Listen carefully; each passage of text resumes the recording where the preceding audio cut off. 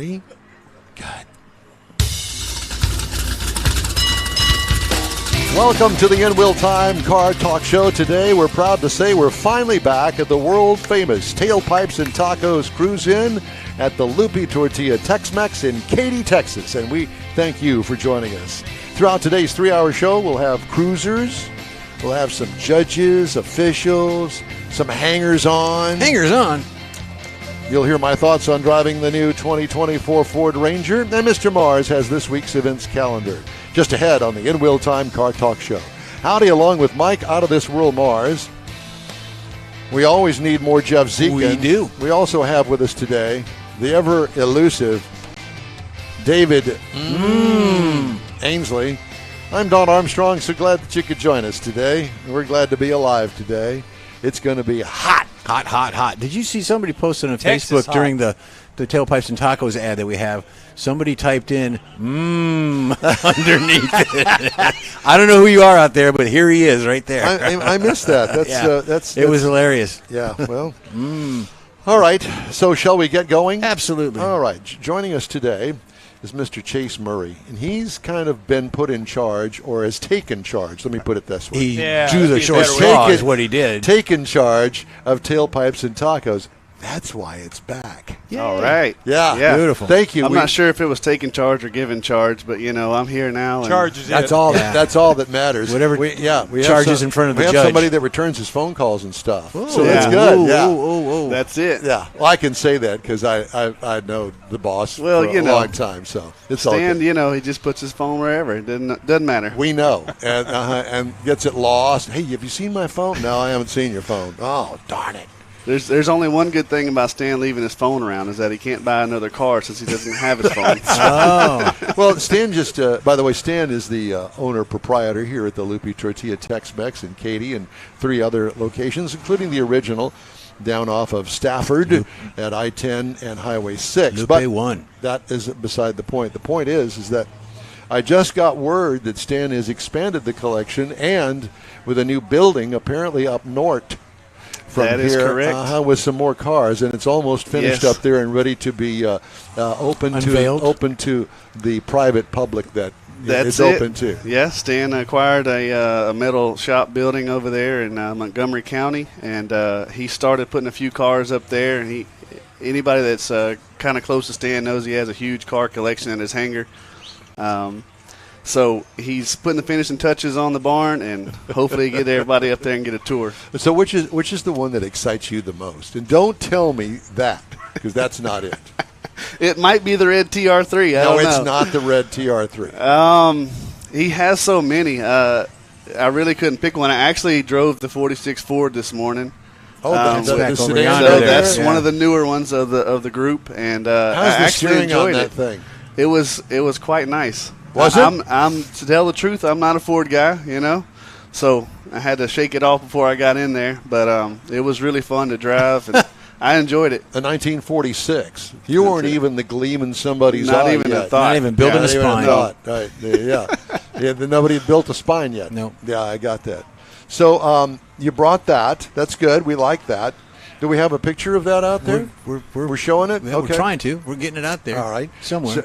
So that's a very nice car. There's a wide selection of automobiles Very at the wide. cruise-in this morning. I'm so glad. It's. Were you it's worried? been- honestly, no, because I know the car culture around here is so huge, and I realized this was so last minute. Memorial Day weekend. We've been waiting a long time to bring it out. We got shattered with some rain and different forecasts the last few times we tried it. Are So you kidding? Right. Rain and cold it weather. didn't matter what it was. It wasn't going to let it happen. Yeah, I know. But now, Now it's on. it's on, and I'm glad it's back. I'm looking forward to many more in the future, as long as we can get everybody's schedules in line. I plan on doing something at our Beaumont location in the fall. Yeah. Perfect. So everybody that doesn't know, I am from Orange, born and raised, and just recently moved to Katy. That's Orange. Orange. That's it, When Orange. you're by coming Orange. over here Fruit and you're City. talking about Orange. You got to talk about Fruit Orange. City. Yeah. Yeah. So I do have a lot of friends over there, and With I know cars. that there's the same car culture over there in Beaumont Yeah. and Golden Triangle area. So I'd like to bring that later on in the fall, get some more planning, and build it up real nice. Yeah, exactly. Well, Mr. Mars is your local connection over there. Yeah, we'll help you with that. He's Absolutely. the Neaterville boy. Yeah, buddy. Yep. How far is Neaterville from Orange? It's right around 25, 30 minutes. Oh. Yeah, it's not too bad, though. Take all the hot spots there. Yeah. You get to go over the bridge, the tallest bridge in That's the it. South. Apparently, everybody says it's a scary bridge. You know? It is a scary bridge. I went around it. I went through Chicago to get around it. Yeah. Absolutely. Exactly.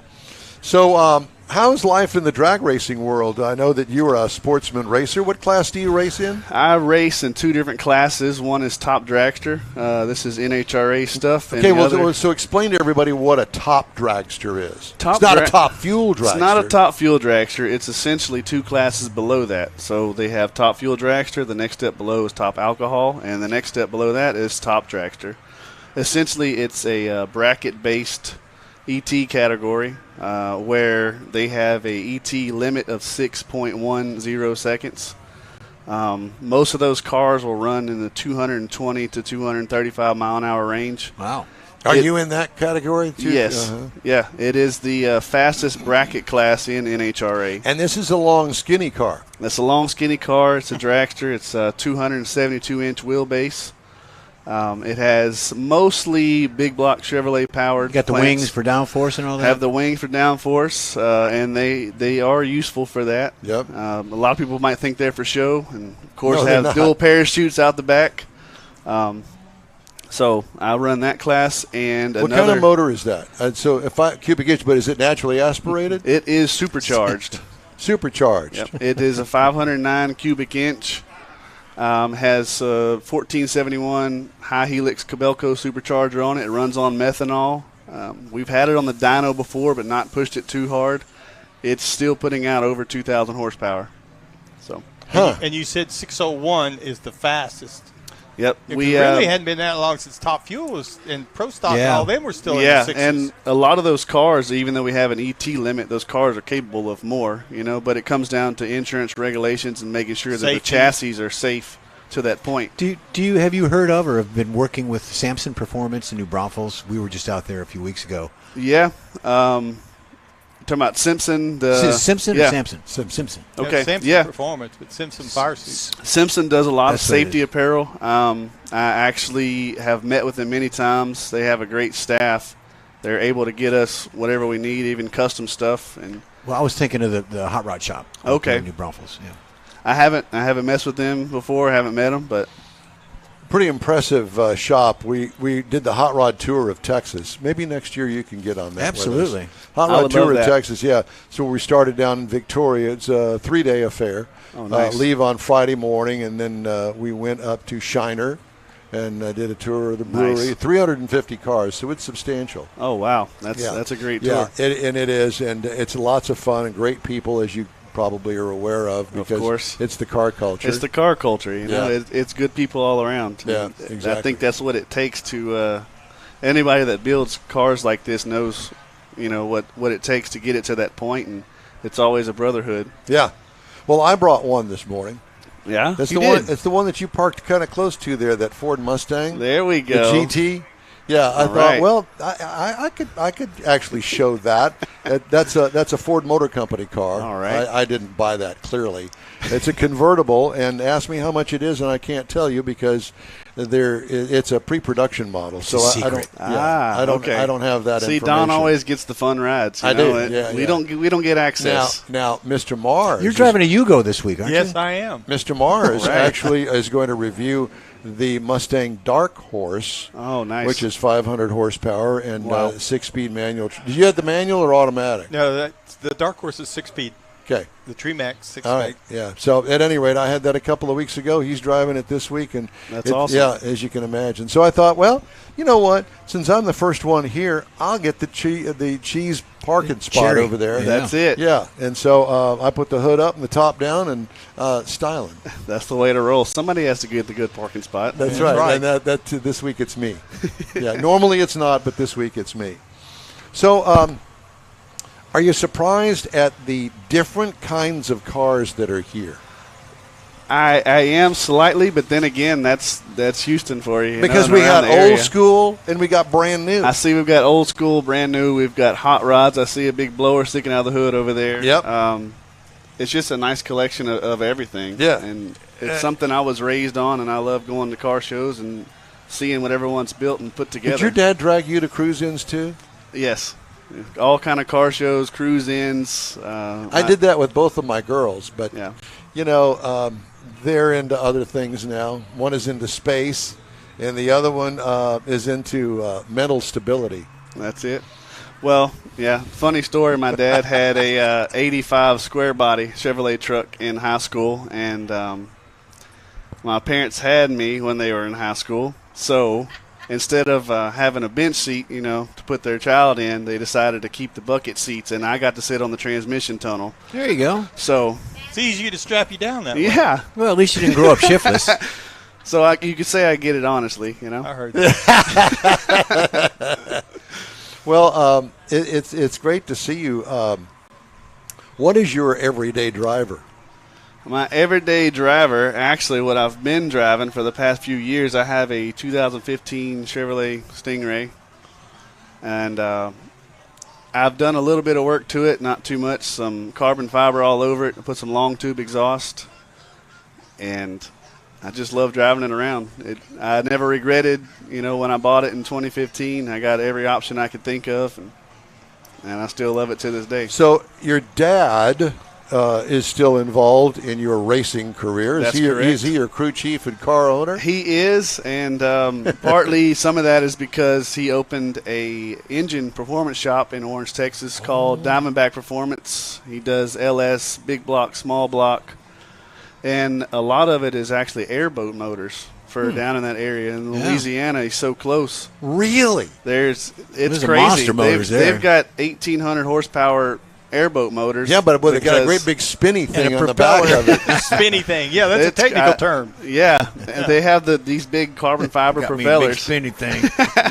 Big spinny thing. Some of them have dual spinny things, but it's been really cool to see I saw him. her once. But so in Orange, there used to be a cruise in at the Der Wiener Schnitzel just off the circle. Der Wiener Are Schnitzel. you Oh, old yeah. enough to have ever gone to that? Well, to tell you the truth, my grandmother's the one who started that. It used to be at the Kroger Shopping Center where she worked at, and they moved it with my grandfather. They moved it to Wiener Schnitzel. So, yes, Yeah. I was around. My grandparents Probably a small have. tyke, but yeah. No, I was around. I remember it very vividly. I remember going and setting out the concrete poles with my grandfather, and they had a 24 Ford Model T that I would go with them. It had the Coke wagon on the back. So, Yeah. I remember it very well. We'd come over from Nederland. Yeah. And because it was a big place. I've Big actually deal. had thoughts and trying to talk about bringing it back over there, once or twice a year at least. At the Just- Der Wiener Schnitzel? Yeah, because is it still there? It's still there, and there's a No. huge shopping center behind it, which makes for the perfect parking lot for the car show. Well, there's some guys trying to bring Nederland Avenue back. So Yeah. maybe if you do, maybe you could coordinate it to where, okay, one weekend we're here, another weekend over Yeah, here. definitely. That's the way it used to It be. would be something to look into, Yeah. definitely. Notice how he kind of sidestepped that. Yeah. Something to look into. So No, those of you that don't know trust where me, Niederville it's is, been on my mind. Google it. It's been on my mind for a while. Yeah. Just- Well, I have not seen you since you got married. Congratulations. Thank you so much. Yeah, Yeah. y'all dated for quite some time. Beautiful girl, and was going to be here today, but Yes. she's an RN, so she Yes. got called to work. Yeah, those NICU nurses, they never stop working Yeah. and giving. So, Yeah. Well, that's good. Very good. And, I got sidetracked. I was supposed to be at your reception over in Louisiana, that's it. and I got sidetracked somehow. I had to fly or something. I don't remember exactly what it was, but, yeah, I was asked Leslie how ticked off I was about that. Yeah, well, it was one heck of a party. I'll give him listen, that. In I know Louisiana. I know your family, so I can only imagine. I've been there. I've been to the parties that your family have had. Yes, definitely. I think It was- 'Cause I it was don't a great remember time too for much everyone. about them. But yeah, at any rate, so now you're brought into the fold fully Yes. with the Lupe Tortilla job. Yeah, I'm just recently just started helping Stan out and trying to help in any way I can for the day-to-day operations and learn as much as I can.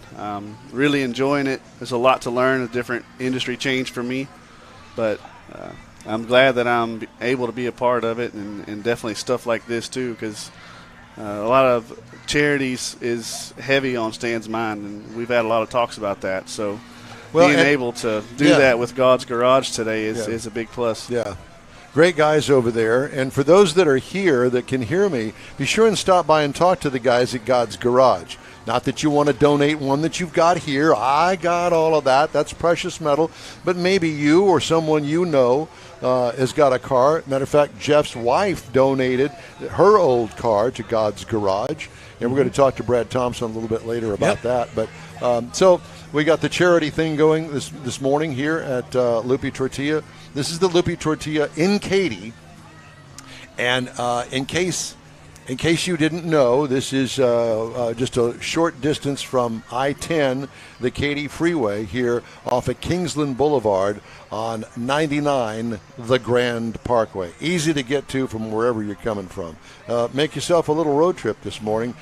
We go till 11 o'clock, at which time we'll break down. We're going to have lunch here, and it's a great place, great big huge parking lot, and all sorts of different cars, so we invite you to come by. Thank you. It's good to talk to you, and glad to have you on the show. And thank you so much, Don. Yeah, thank you. As your mother says, honey, he's a good boy. So I didn't want that to go without saying that. So he is, and she's been hovering over here watching the interview. Yeah. Making sure making sure we don't ask the wrong question. All right, time now for a break here on the In Wheel Time Car Talk Show. You know, our show's available 24/7 through the iHeartRadio app. Just look for In Wheel Time Car Talk. We also video stream our 3-hour weekly show on Facebook, YouTube, and InWheelTime.com. And podcasts are available from your favorite podcast provider. So when you got the car hauler going down the highway, pull up a podcast or two. Yep.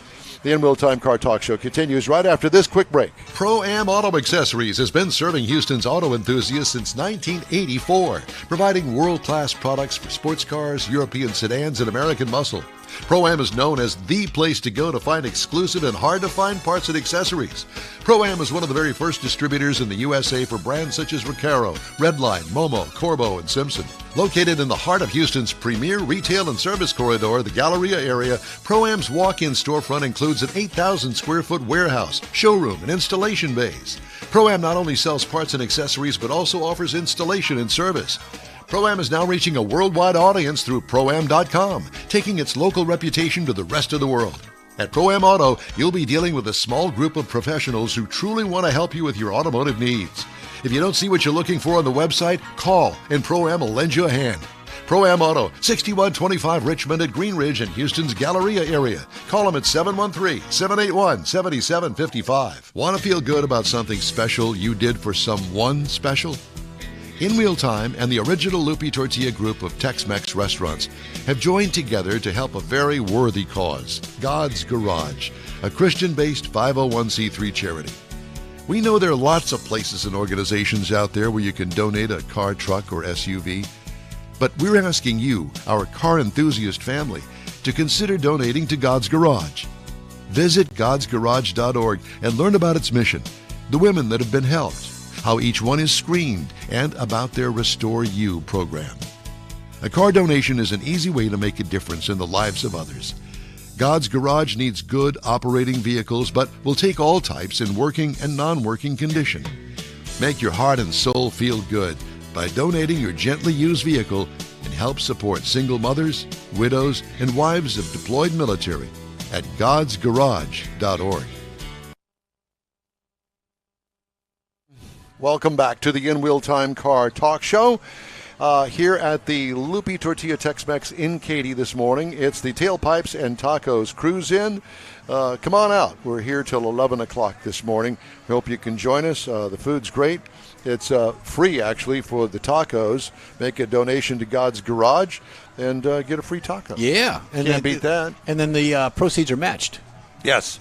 All of the proceeds that you donate, whatever it is that you decide to donate, Stan will match them and give all the money to God's Garage. So good cause. All right, time now for the events calendar, and Mr. Mars has that. Well, in case you missed it, we are at Lupe Tortilla. No, what? In case you missed it. In case you missed it. We are at Lupe Tortilla, 703 West Grand Parkway South, Katy, Texas, for Tailpipes and Tacos. We're here from 8 to 11. Now, next, we're going to be June the 7th through the 9th is the 49th Lone Star Street Rod Association State Run in Granbury, Texas. We are going to be up there on the 8th doing our remote from that. If you're looking for more information, go to lssra.org for more information. Now, if you're a little further north, like Dallas, you want to do something up in that part of the world, Heroes and Hot Rods in the Ozarks is also on Saturday, June the 8th. You can go to heroeshotrodsozarks.com and make a little road trip up into Arkansas, a really nice place. Now, there is a new show that is coming out this year, first time out, Texas Elite Auto Showcase. Oh, I've heard of them. Date is Saturday, August the 10th and the 11th. Custom car, truck, and exotic indoor show at NRG Park. It's going to be hot, so that's a good time to be inside. TexasEliteAutoShowcase.com for more information. And, Don, I found this late yesterday just for you. It is the National Corvette Caravan. Oh. Starts 8/29, ends 8/31. Now, this event only happens every 5 years, and it coincides with the National Corvette Museum anniversary. And what happens is caravans form all across the country, and they meet up there at the museum. And the Texas event, the ones coming out of San Antonio, there's a caravan coming out of Houston, several other places. They're going to meet up in Texarkana before going up to Little Rock to spend the first night, and then they're going on up to the museum the next day. The Dallas Corvettes are going up into Oklahoma and meet up with the Oklahoma and Arkansas Corvette Caravan, and they're coming in from all over the country. And it really sounds like... How do you find out about all the details and stuff? Well, you go to CorvetteCaravan.com, and that's where you're going to find out all the details. And it's got about the national event. The big one leads out of Kerrville. The guy that's leading it is in Kerrville. He's going to lead the Texas group and sync up with everybody along the way and actually lead everybody into the museum. I think I'd go from the Houston group. And the reason being, is because I don't want to go west to come all the way back east. Yeah, because they're coming out of Corpus Christi as a caravan, San Antonio, Austin, Killeen, and Waco, and they're going to join up with the Houston group in Texarkana. Gotcha. And then they're going to go up from there. Good luck in trying to find a motel in Texarkana. Yeah, buddy. Yeah, they got lots of them. You could be in Texas or Arcana, either one. So, Arcana. Yeah. It sounds like a really neat trip. They're going to make a lot of stops at Buc-ee's while they're in the state of Texas to meet up with people along the way. If you don't, then you're not allowed. Yeah, you're not a real Texan. But anyway, thought I'd bring that out because I really thought that sounded like a fun event. It does. We heard that once before, and I kind of blew it off, but I forgot. Yeah, but it's only every 5 years, and it's this year. And what's the date? August 29th through August the 31st. Oh, my God. Check your air conditioner before you leave. You know how hot it's going to be? Put the top down. Hot. It's going to be caliente. Yeah, caliente. That's it will be. But you're going to be rolling in your America's sports car all the way to Bowling Green. So. Yeah. All right. It's time now for this hour's car review. I had a chance to drive. No, I thought it was Mike's. No, it's Don's. Oh, well, then I better back this up. Don said it was mine, but on the schedule, it's Don's. Ah. Yeah. Okay. Yeah, right there. See? Yep. Yeah, right there. So Don's. You have to go by what he reads, not what he says. Yeah. So I had a chance to drive the 2024 Ford Ranger. It comes in these trim levels: XL, XLT, Lariat, and Raptor. Did you know that they make a Ranger Raptor? I did not. No. The one that I had is the Super Crew 4x4 Lariat, which is the top of the line for the regular Ranger. Compact pickup truck, seats 5, including the driver. Yes, it is a crew cab. All new sheet metal. This is the 5th generation of the Ranger. Exterior features include, well, one of the best-looking compact pickups around, I think. Sharp-looking grille with subtle side badges. Wheel and tire combo looks great on this. Door crease adds to its upscale look. What I liked about it, how the Ranger mimics the F-150, but with a smaller stature. Yeah. What could use improvement? Well, prices rising exponentially with the upper trim. Would you, somebody go out there and tell that boy to quiet it down, would you? Yeah. Prices rise exponentially with the upper trim levels. If you want to get into the Raptor, you're talking about some serious money right there. Interior highlights, Tesla-like optional infotainment screen is the centerpiece to the interior. Great cloth seats, yes. Leather's available for you people that don't know how to deal with the heat in Houston, Texas. Yep. Awesome dash layout, well designed. Now, as far as the bed size, they only come in one bed size and one cab, and that's the 4-door, the crew cab. Yeah. What I liked about it, the design. It's really nice looking. If you have not seen one, I encourage you, if you're in the market for what we call a mid-size pickup truck, to go and check it out. What could use improvement? More interior color, like the Raptor has. Just a little bit more color, I think, would be a little splash. Accents. Good. Yeah. Comes with a 2.3-liter EcoBoost 4-cylinder engine that turns out 270 horsepower and 310 pound-feet of torque through a 10-speed automatic transmission. Tow rating 7,500 pounds, haul rating 1,800 pounds. So this is a workhorse. This is a body on frame. This is not like the Maverick. 21 miles per gallon city, 25 highway for combined to 22 is what it's rated for. I got 22 over 487.5 miles. What I liked about it, plenty of power. If you need more, there is a 3-liter V6 still available at 405 horsepower. Yeah. Wow. I don't know what you'd do with that, but okay. Did you say turbo or no? Just a V6. V6. Ride and handling, pretty smooth for an unloaded pickup truck. What could use improvement? Maybe an optional air ride suspension, but you start adding that kind of thing and you start increasing the price of it. Yep. And price is important. Base trim price, $32,670, so it's not cheap. That's the base. Price is tested, $43,630. Now that's the top of the line Lariat, just one below the Raptor. You don't even want to know how much the Raptor is. Base model price, $39,565. So with that base model price in mind, competitors include the Chevy Colorado for $31,095, Toyota Tacoma for $33,700, and the Honda Ridgeline, $39,750. And that is my review of the 2024 Ford Ranger Super Crew 4x4 Lariat with the 2.3-liter EcoBoost engine. Very good. Yeah, I think that's it's kind of like the Ranger's always been out there. So yeah, well, they've done the improvements, made it a little bit bigger, which so that's the reason the Maverick comes in a little bit smaller. Yeah, so it's a nice size. I think so too. I liked it very much. What could use improvement? Well, you pick it, because I just didn't make it up, but a little bit more splash on the interior. But remember, it is a truck. Mm-hmm. And I know people now have limousine trucks. Exactly. Hey, if you'd like to get in touch with us, shoot us an email. The address here is info@nwheeltime.com. We are back on the In-Wheel Time Car Talk Show right after this quick break. Everyone at the Tailpipes and Tacos Cruise In at the Lupe Tortilla Tex-Mex in Katy, thank you for participating in the best cruise in around, and look forward to seeing you again. You'll hear about the next cruise in date right here on In-Wheel Time. Next time you're in the West Houston Energy Corridor area, be sure and stop in at the original Lupe Tortilla Tex-Mex at I-10 and Highway 6, or the Katy location on the Grand Parkway at Kingsland Boulevard. When passing through Beaumont or College Station, stop in and have Lupe's award-winning beef fajitas and frozen margaritas. There's always a celebration at Lupe Tortilla.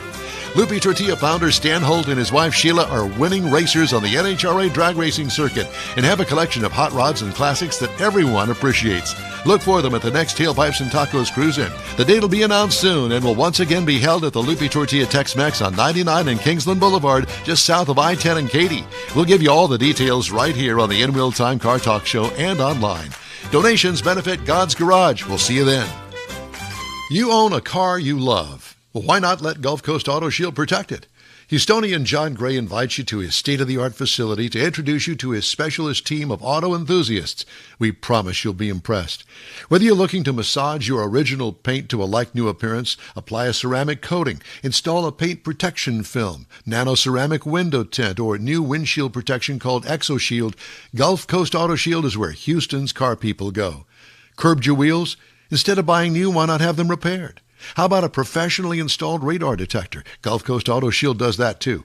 Get a peek inside the shop and look at the services offered by getting online and heading to gcautoshield.com. Better yet, stop by their facility at 11275 South Sam Houston Tollway, just south of the Southwest Freeway, and get a personal tour. Gulf Coast Auto Shield is your place to go for all things exterior. Call them today, 832-930-5655 or gcautoshield.com. This is the world's favorite place to go for podcasting, live streaming, and funnest car talk Funnest. on your mobile device. I'm going to write that Streaming down. and computering. Is that with two N's? You can make it that way. It's the In-Wheel Time Car Talk Show coming to you today from Tailpipes and Tacos, the Cruise In at the Lupe Tortilla Tex-Mex in Katy, Texas. Just ahead, another guest from today's sunny or soon-to-be sunny event. We'll also have the stories making automotive news headlines this week, including This Week in Auto History. Howdy, along with Mike Out of This World Mars, who's lost somewhere he's out running there around. in the parking That's lot. what he does. We always need more Jeff Zekin, and a rare appearance, once again, by our infamous chief engineer, David Ainsley. I know that when we say that, you don't chime in. He doesn't have his headset on. He does. I can. Yes, he can. Well, please do. Well, he's Because of all the people, you would know more about that than he's any all of worn us. out with him. Wouldn't you, David? That's what I thought. So ask him sometime, where does that come from? And I'm sure he'll be glad to tell you. Over You need to have a few cocktails first. That's it. So this is a car show, and we do have news stories. So I'm going to, while we're waiting for our next guest, Mars is out there looking for them now. He already lined them up, but guess what? They wander around. Tick-tock. They got Well, stuff going on. this is a busy event. Exactly. So here's a story that I thought was pretty interesting. Rising inventory levels at some automakers, along with a lingering number of 2023 model year cars and light trucks, make Memorial Day weekend an opportune time for consumers looking for a deal on a new vehicle. Incentives up sharply from a year ago, but still below pre-pandemic levels, have room to grow across the industries, helping to counter high interest rates and consumers' affordability concerns, according to analysts. I don't know. What do you think? What are your thoughts about analysts? Anyway, monthly incentives are expected to average about $3,200 per vehicle for the rest of the year, a significant rise from an average of $1,900 in 2023. You just standing there looking pretty? Yeah, he is. And you're not looking over my shoulder. Don't use that as an excuse. You're looking right at me with those loving eyes. Yeah, do that. I should have flicked the camera over. Oh, gee You whiz. should have flicked it. Well, I'm telling you. Yeah, exactly. Hey, Mars, I know that you're out there bumbling around. Would you find us a guest? We've got one. We're going to do Oh, Brad. we do? Yeah, Oh, Brad. Brad's for going to be here God's sake. because the Well, other let me guest finish is this story, Brad. temporarily You didn't tell me who the indisposed. guest was going to be. Well, Just hold on. temporarily. I've already been denoted as not a guest because I was sitting here when you said, "Can you find us a guest?" So That's true. I know where I stand. Well, with this. maybe we can right. find a host. Actually, I'll take you up. Okay. All right, you just stand by. Let me finish this story. Dodge, Chrysler, and Buick had the highest share of 2023 model year vehicles in dealer stock and the highest discounts, according to Edmunds. Dodge had by far the highest concentration of 2023 model year vehicles at 53%. Wow. The average discount on a 2023 Dodge was $6,753 Oh, wow. in May, according to Edmunds. 27% of 2023 model year vehicles financed to dealerships had an average annual percentage rate of 1.99% or less, according to Edmunds. So find the car, maybe a 2023 model year, but it's brand new, get a $7,000 discount, and get basically 2% interest rate on it. Ka-ching! Times have changed. Some of the biggest deals can be found on luxury electric vehicles. You know what? We're not even going to read that part of the story. No.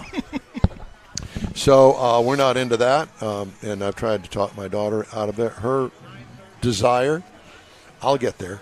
The average interest rate for new vehicle loans expected to be 7.1% this month. Global data and JD Power estimates. So that 2% is looking pretty good. Yeah, it is. If you compare it to what's out there for a regular new car that's not on the dealer lot. So I just wanted to pass that along to you so you would know. If you're going to do car shopping this weekend, that's great. But I will say this, that I hear rumors that prices are expected to be even better as the summer goes on. So if you're going to take a vacation, maybe allegedly, go out, get yourself a new car today, and then head to the hill country or whatever. Yeah, or come out here with it. Or come out here. Sure, why not? Stop by. Like I did with the Mustang. Yeah. Anyway, joining us now in the remote studio here at the Lupe Tortilla in Katy, Texas, is the one and only Brad Thompson. He is the man for God's Garage. And you hear the ads that we play for God's Garage. And we met Brad a few years back. Actually, I think the first time I met you was out at Houston Motorsports Park. I think that's right. Yeah, I believe. Yeah, so it's been so long ago, yeah, neither one of us can remember, and it doesn't make any difference. Yeah, I barely remember how I got here this morning. So yeah, well, it's early. You're not by yourself. Yeah. Yeah. Well, you're down you're on the coast. Yeah, so I'm not going to complain about how far away this was from home, because when you're at Topwater Grill, you're 3 miles from my house.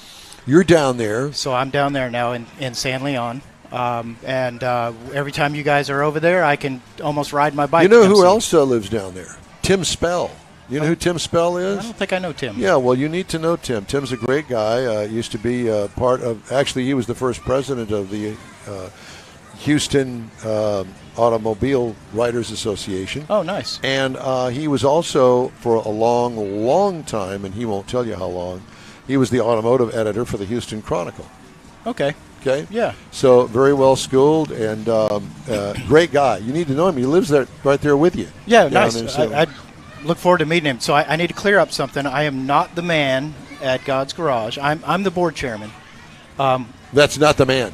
No, it's not. Actually, it's not. Who's to think? Justin Coggins is our executive director. Okay. He's the man on a daily basis. Okay. Our boards were all volunteers, and we're an oversight board. So Justin runs the show there, but he graciously allows me to kind of sit in this seat when I'm no on. clue why. I don't either. But other than he didn't want to get up this early, he's there all week. So he's like, "You're going to get up at 6 in the morning and leave the house." 6. Yeah. Well, I was up earlier than that, but he lives closer than that. Well, Brad, it's good to see you. Great to be here. And I don't believe I've ever been with you when you have the God's Garage booth set up. Yeah, we've got. I mean, we get to do events like this from time to time, and we got merchandise for sale over there. It's actually not for sale; it's for donate. Right. Please make a donation if you pick something up. Right. We are a nonprofit in Conroe. We're a 501c3 up there, and for anybody that isn't familiar with us, please explain. We take in donated vehicles just from the general public. People, hopefully, still pretty functional ones. Every once in a while, we get some with blown engines and stuff like that. How about that? Yeah, but we have a 7-bay garage up in Conroe that we just built a couple years ago. Right. A great new building. We take in those cars. We get them as roadworthy as we can affordably. We make sure they can pass a state safety inspection. And then we actually just give those cars away to single moms, widows, and wives of deployed military. It's a tremendous thing, but more than anything, it's God's Garage. Whose idea was this? Our founder was a pastor, and back in 2010, he was leaving church one day, and he saw this lady walking down Highway 105 way out kind of west in Montgomery, and it was raining, and he's like, and she's walking on the side of 105, and so he stops and picks her up. There's no sidewalks. Says, yeah, right. It's just the shoulder. He didn't stop and pick her up. He stopped and said, "What are you doing out here?" And she said, "Well, my truck's been broken for a month, and I've taken it someplace, and I can't afford to have it fixed, so I don't have a vehicle. So I'm having to walk to church and walk him to school." And so he and a couple buddies from church went and got her truck from the auto repair shop, and they fixed it in his garage. And that was essentially the launching of God's Garage. It was just a simple act of kindness that happened, 14 years ago now. We've been an official 501c3 since 2016. But he started that then, and since then... how did you get involved? You of all people. Yeah, I know. I had a little bit to offer. So the original founder, he departed 2019-ish, just to kind of probably pursue other things. Step back out of it. Yeah, you bet. It's exhausting to a certain extent, but it's a very, very fulfilling. Well, when you give away 50 cars or more a year, that's a job. We've done as many as 130. Wow.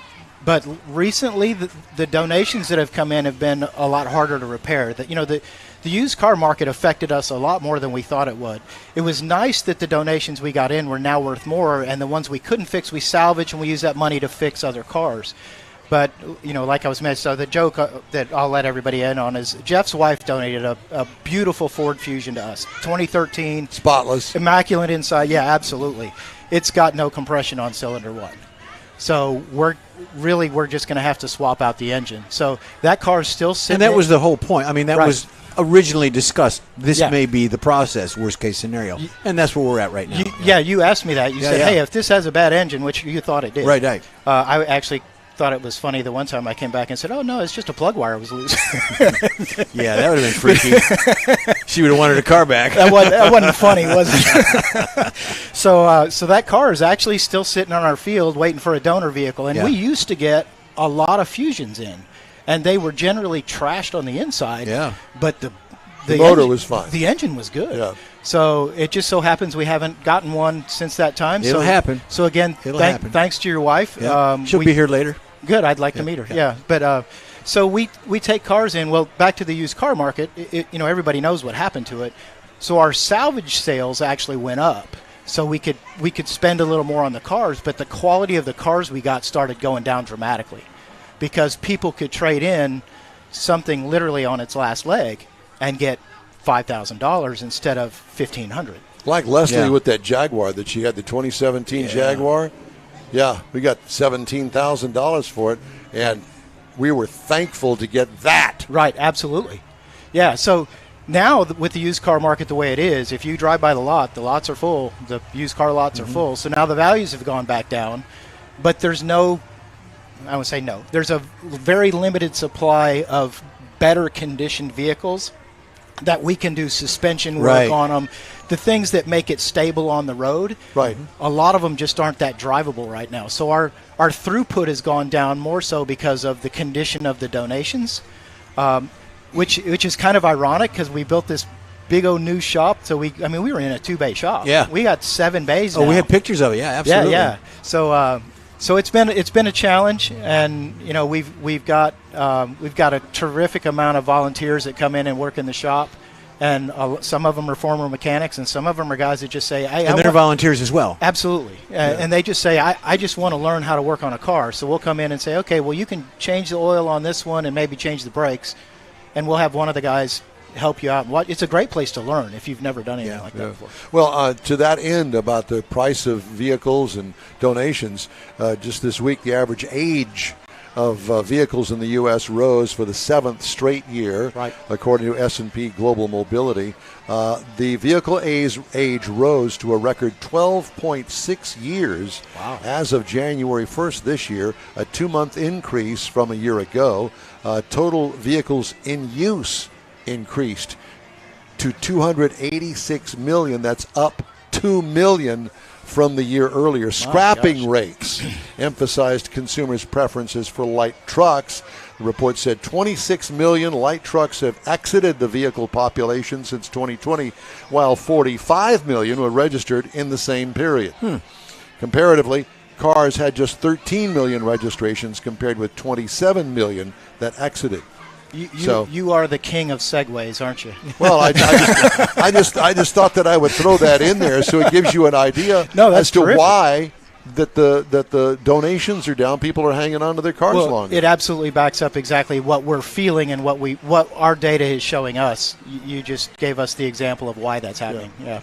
No, it's so. I also want to say, we get an incredible amount of people that get onto our website. single moms, widows, and wives of deployed military. We get an incredible amount of those every month. We get in excess of 100 a month. Wow. That get on our website and apply. So, we really thought we were doing good to give away 10%. But if you think about it, we're giving away maybe 100 cars, so we're doing 1/12 of our applicants are actually making it all the way through. But there's more than just applying. There's a process that they have to go in because they need to have a little bit in the game as well. Right. So at a minimum, when they come in, we obviously screen for locality. We don't go outside of Houston and things. And we have to make sure they're a single mom, and we have income thresholds and all those things to make sure we're truly serving the people that can really benefit from us. But like our government. Yeah. But beyond that, we have a thing we call Restore You, which is in a sense, a one-day kind of classroom event that all the women go through. And they learn life skills. They learn how to budget. They learn how to write a resume. They learn how to interview. We have an amazing group of volunteer women from different churches. And you take that for granted most of the time. And it's actually, in the surveys we've done of the people we've given vehicles to, I would say it's equally as impactful what they learn in Restore You. And it's not just what they learn. What they learn is they're not alone. There's a group of people that will love on them and help them out of a pretty tough situation. Yeah. And we've found that really what they're missing is a community of people that will support them through this time in their life. And of course, we introduce the gospel. For us, our end goal is we want you to be saved and live forever in the presence of God. But so we have this neat little kind of bait that brings them in called a free car. But we didn't mention this, but we also service cars for that same audience. We will service their cars that have broken air conditioners, need an oil change. Suspensions, it's wonky, oil changes. Yeah. They go through the same process. They just go through quicker. I was talking about Justin earlier. When Justin came on board 3 years ago, we had about a 3 or 4 month backlog of service. So if you think about it's the summer, my AC's out, well, we'll get to you in October. Well, what gets that to, right? Justin has gotten that to where when they come in within that month, they'll go through a Restore You and their car will be serviced. Nice. So he's done a tremendous amount on the throughput of our organization. And because the cars are tougher to get through the repair process, the ones we give away, we've actually been able to focus a little more on servicing the cars people have. And I guess this goes without saying, but we don't charge them anything for this. Right. We do have a threshold. If they get, if we get beyond $500 of parts, wholesale parts, we might ask them to pitch in a little bit, but we usually figure it out. Sign language. Yes, Michael. Yes. Yeah. Yeah. We need drinks. I brought my own. So we're almost out. Yeah. I wanted to make mention of the fact that we kind of put you together with Lupe Tortilla. Stan was looking for a charity, and this event today. Ding, ding. Yeah. This event today. All the people that are here get a free taco in exchange for a donation of any size to God's Garage. Right. And then Stan matches that. Yeah, it's incredible. Yeah, and so it's a win-win for everybody here. Yeah, it's incredible. We so appreciate the introduction. The irony of it is just about a year ago when we were going to do this the first time. Yep. Right. And we got horribly rained out. It was. So it's we're obviously a group that believes in God's timing. So this was the time it was supposed to happen. Exactly. Absolutely. But I can't tell you thanks enough for the promotion you've done of God's Garage. You guys, for Jeff, for your wife donating a car. That's kind of the ultimate gift of love for us. Obviously, money's always good, and we'll appreciate. And you take both, and obviously. We will take both. We tend to not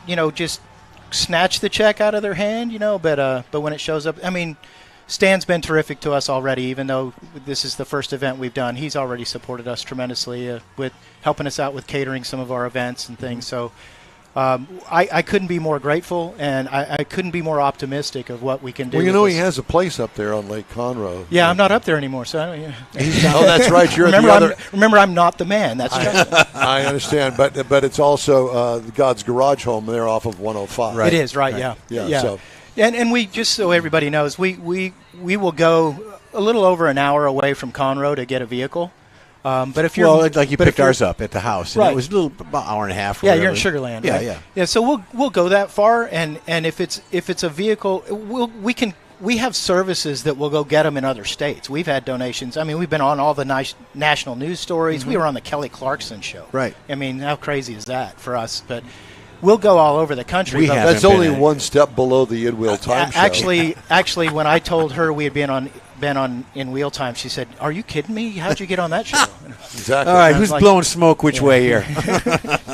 But at any rate. Well, when you start coughing, we know what's going on. Exactly. Wrong Well, kind of Brad, I smoke. can't thank you enough. Mr. Mars, thank you so much for that enjoyment. And we need you to sit down and trade places. Actually, I think here. he's enjoying what Need he's some doing napkins, more Mike. than, Yes, more yes, than exactly. being abused on Yes. the show. And by the way, It's love. this is strictly a straight Tomato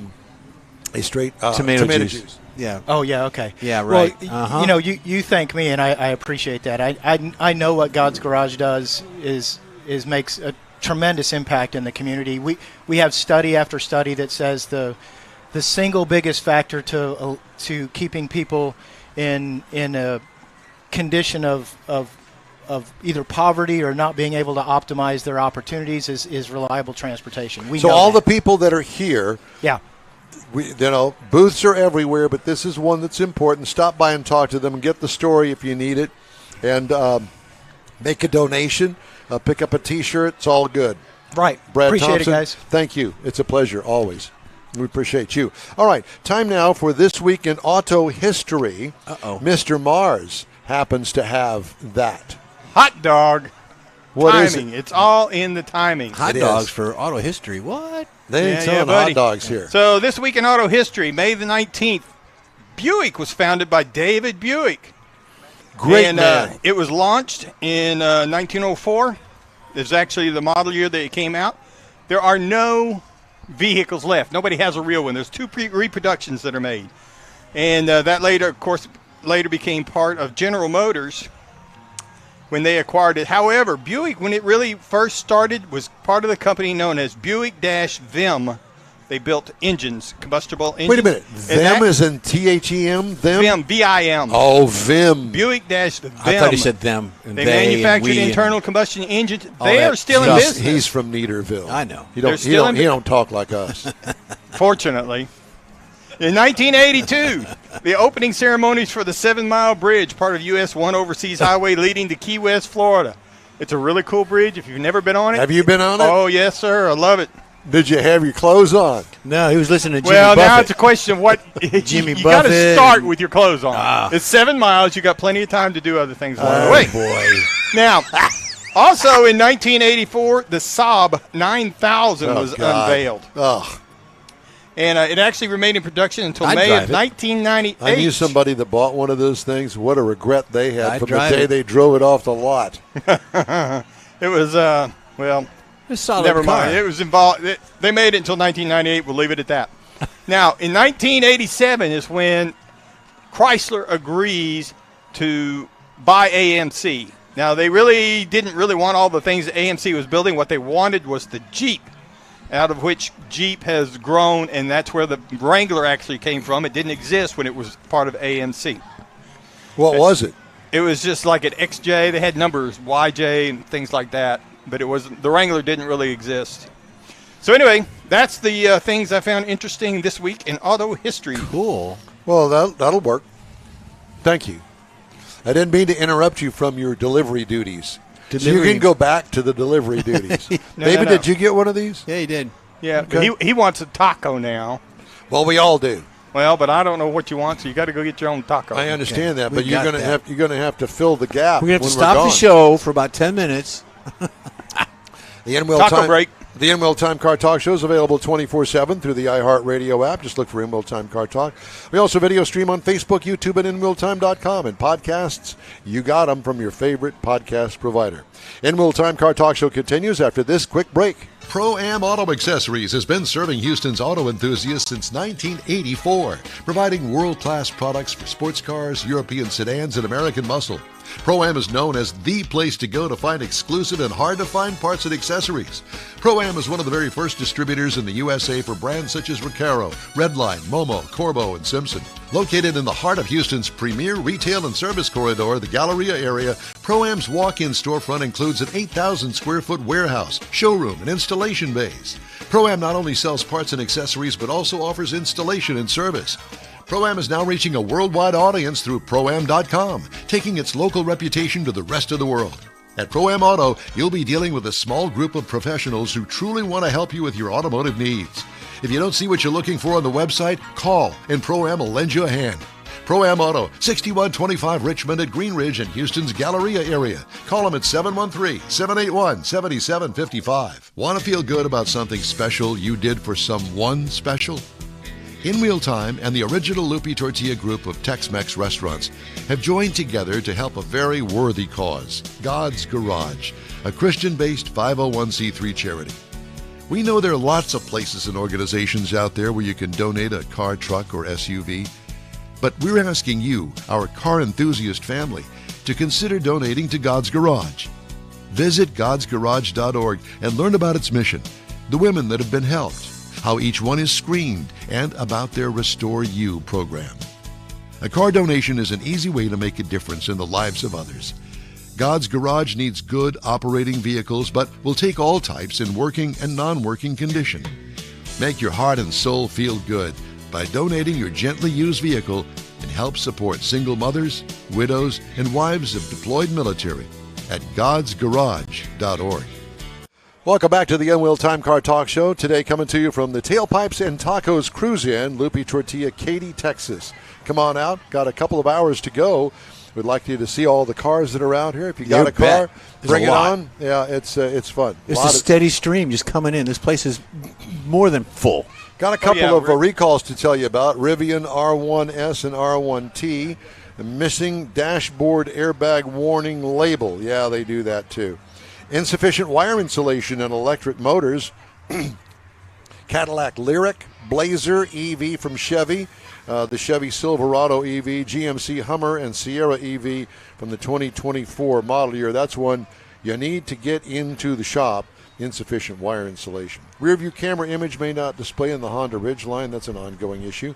Incorrect information on the tire placard, Jeff. Yep. BMW X5. Well, they need to get it right. They do. And here's one. This is from ours. Supercar maker Lamborghini is recalling 2,000 of its high-priced sport utility vehicles in the U.S. over risk of their hoods might fly open when driving at high speeds. Mike. Volkswagen AG-owned manufacturer estimates that just 2% of the Urus SUVs recalling having a defect in the small gaps that might form between the hood and the front bumper when the vehicle exceeds 94 miles an hour. Whoa. Yeah. Oh, well, that does it for me. It's gone. Yeah, get that out. Get another one. Yeah, get that out of the way. Also, Ford F-150 for 2024. The steering column has been assembled with the incorrect fastener, so it may just fall off in your lap. Software error may cause loss of drive power in the Ford Escape, Maverick, and Corsair for 2020 to 2024. And improperly welded drivetrain gear, Mercedes-Benz EQB 300 and 350 for 2022. And the Kia EV9, loose seatbelt retractor cover. An armrest may detach when airbag deploys in the Mini Countryman for 2025. Yes, the 2025s are starting to come out already. Mm-hmm. Time now for a quick break. We'd love to hear from you. Shoot us an email. The address here is info@inwheeltime.com. You're on the In Wheel Time Car Talk Show, streaming and podcasting around the planet. Look for us on your favorite provider. Everyone at the Tailpipes and Tacos Cruise In at the Lupe Tortilla Tex-Mex in Katy, thank you for participating in the best cruise in around and look forward to seeing you again. You'll hear about the next cruise in date right here on In Wheel Time. Next time you're in the West Houston Energy Corridor area, be sure and stop in at the original Lupe Tortilla Tex-Mex at I-10 and Highway 6 or the Katy location on the Grand Parkway at Kingsland Boulevard. When passing through Beaumont or College Station, stop in and have Lupe's award-winning beef fajitas and frozen margaritas. There's always a celebration at Lupe Tortilla. Lupe Tortilla founder Stan Holt and his wife Sheila are winning racers on the NHRA drag racing circuit and have a collection of hot rods and classics that everyone appreciates. Look for them at the next Tailpipes and Tacos Cruise-In. The date will be announced soon and will once again be held at the Lupe Tortilla Tex-Mex on 99 and Kingsland Boulevard, just south of I-10 and Katy. We'll give you all the details right here on the In Wheel Time Car Talk Show and online. Donations benefit God's Garage. We'll see you then. You own a car you love. Well, why not let Gulf Coast Auto Shield protect it? Houstonian John Gray invites you to his state-of-the-art facility to introduce you to his specialist team of auto enthusiasts. We promise you'll be impressed. Whether you're looking to massage your original paint to a like-new appearance, apply a ceramic coating, install a paint protection film, nano-ceramic window tint, or new windshield protection called ExoShield, Gulf Coast Auto Shield is where Houston's car people go. Curbed your wheels? Instead of buying new, why not have them repaired? How about a professionally installed radar detector? Gulf Coast Auto Shield does that too. Get a peek inside the shop and look at the services offered by getting online and heading to gcautoshield.com. Better yet, stop by their facility at 11275 South Sam Houston Tollway, just south of the Southwest Freeway, and get a personal tour. Gulf Coast Auto Shield is your place to go for all things exterior. Call them today, 832-930-5655 or gcautoshield.com. Podcasting and streaming around the globe. It's the In Wheel Time Car Talk Show today, coming to you from the Tailpipes and Tacos Cruise-In at the Lupe Tortilla Tex-Mex in Katy, Texas. We got another guest from today's event, and a little later in this segment, Sneaking up on us. Jeff has a special report on the top states where the most fatal crashes occur. Yep. Apparently, states to All avoid. 50 of them. All 50 of them. It's just ahead on the In Wheel Time Car Talk Show. Howdy, along with Mike out of this world, Mars. We always need more Jeff Zeke. Don't forget it. Chief Engineer David Ainsley is with us this morning. Let me rephrase that. That's David Ainsley. I'm Don Armstrong. Glad you could join us today. The cocktails are flowing. Woohoo! The tacos are being made. Woohoo! And Mr. Mars, it's all yours. Yep. Joining us now is Adela Graves, and she has this really bright yellow 68 Dodge Coronet 440 over there. I saw that pull in. Yeah, it did. And it's really a neat-looking vehicle. So tell us, so you mentioned, though, your first car was a 68 Dodge Coronet 440 with a 440 Magnum in it. Right. And that's why you fell in love with this one. Yeah. Yeah. My mother hates herself for that, too. Oh. Well, tell us some more about this one. Why do you think your mother hates you more for that? Because she paid a lot of lawyers a lot of money for tickets. So you used the Well, whole whose road. fault is that? Yeah. Yeah. Well, it's your mother's fault, apparently. Evidently so. Yep, you're right. You don't have any of her traits or habits or anything, do you? Probably. Yeah. Well, how long ago was that? A few years ago. That's been a long time ago. Yeah. That's not the case today. Apparently, you take very good care of this car. Well, I do. we have a law firm for In-Wheel Time. They're Dewey, Cheatham, and Howe. We'll give you their number, and you'll get a... Thank you. Yeah. And when you get done with that, if you're looking for some surgery, we've got Dr. Howard, Dr. Fine, Dr. Howard. Yep. And then the other doctor that we have on staff is Dr. Vinny Boombots. That's it. That's him. He fills That's in the on the guy. weekends. Nice. Sorry. Okay, enough about that. Get him. So, do you live out in this area? I live in the Spring Branch area. Okay, just down. How'd your house survive all the storms? We had power out for like 4 days. Yeah. Wow. And you got it back now? It is on. Well, I flew over that area, and I'll tell you what, it's toe up over there, as we say, toe up.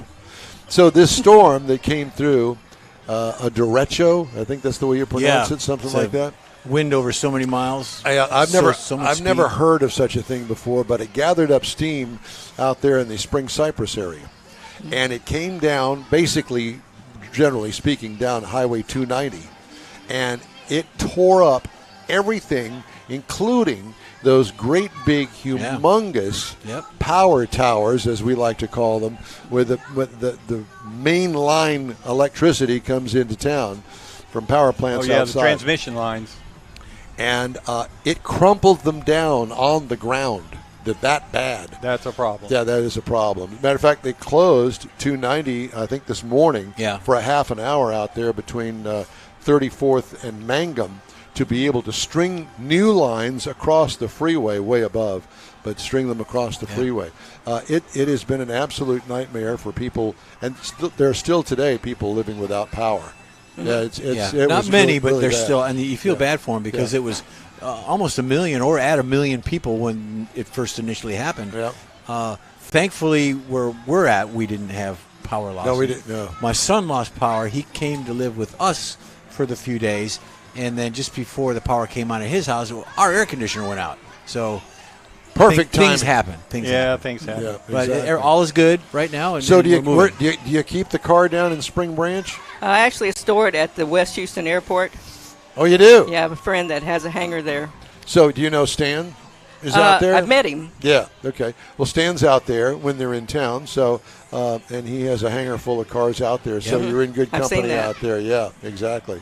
And every once in a while, we get to land out there and get gas, despite Woody and his attitude. But I know that's- Woody. Yeah, do you? Yes. So am I right? Well, he's always been very nice to me. I used to take care of his mom's dog. Okay. And Well, so you got the Nice. inside track. I never did. I knew Stan, and so that killed that right there. Any kind of relationship with Woody. Anyway, another story for another day. So, is this is not your first Tailpipes and Tacos? You've been at this event before, haven't yes, you? sir, I have Yeah. several times. Yeah. So you're a regular. Well, not most people wouldn't call me regular. Well, okay. See, we're irregular. Yeah, Okay, we're- well, then I fit in. Yeah, exactly. And you have another car show that you have, because you mentioned to me something in the fall coming up. Yeah, October the 19th at the Old Spring Branch High School on Westview. I believe it's 9016. And so, any particular reason for It's- club or what? It supports the foundation of the school. We keep alive the memory of the bear, and we got a lot of the memorabilia, football jerseys, all the brigade uniforms, and just the history of the area. Yeah. Yeah, because the school closed down, right? Right, it's a cornerstone now.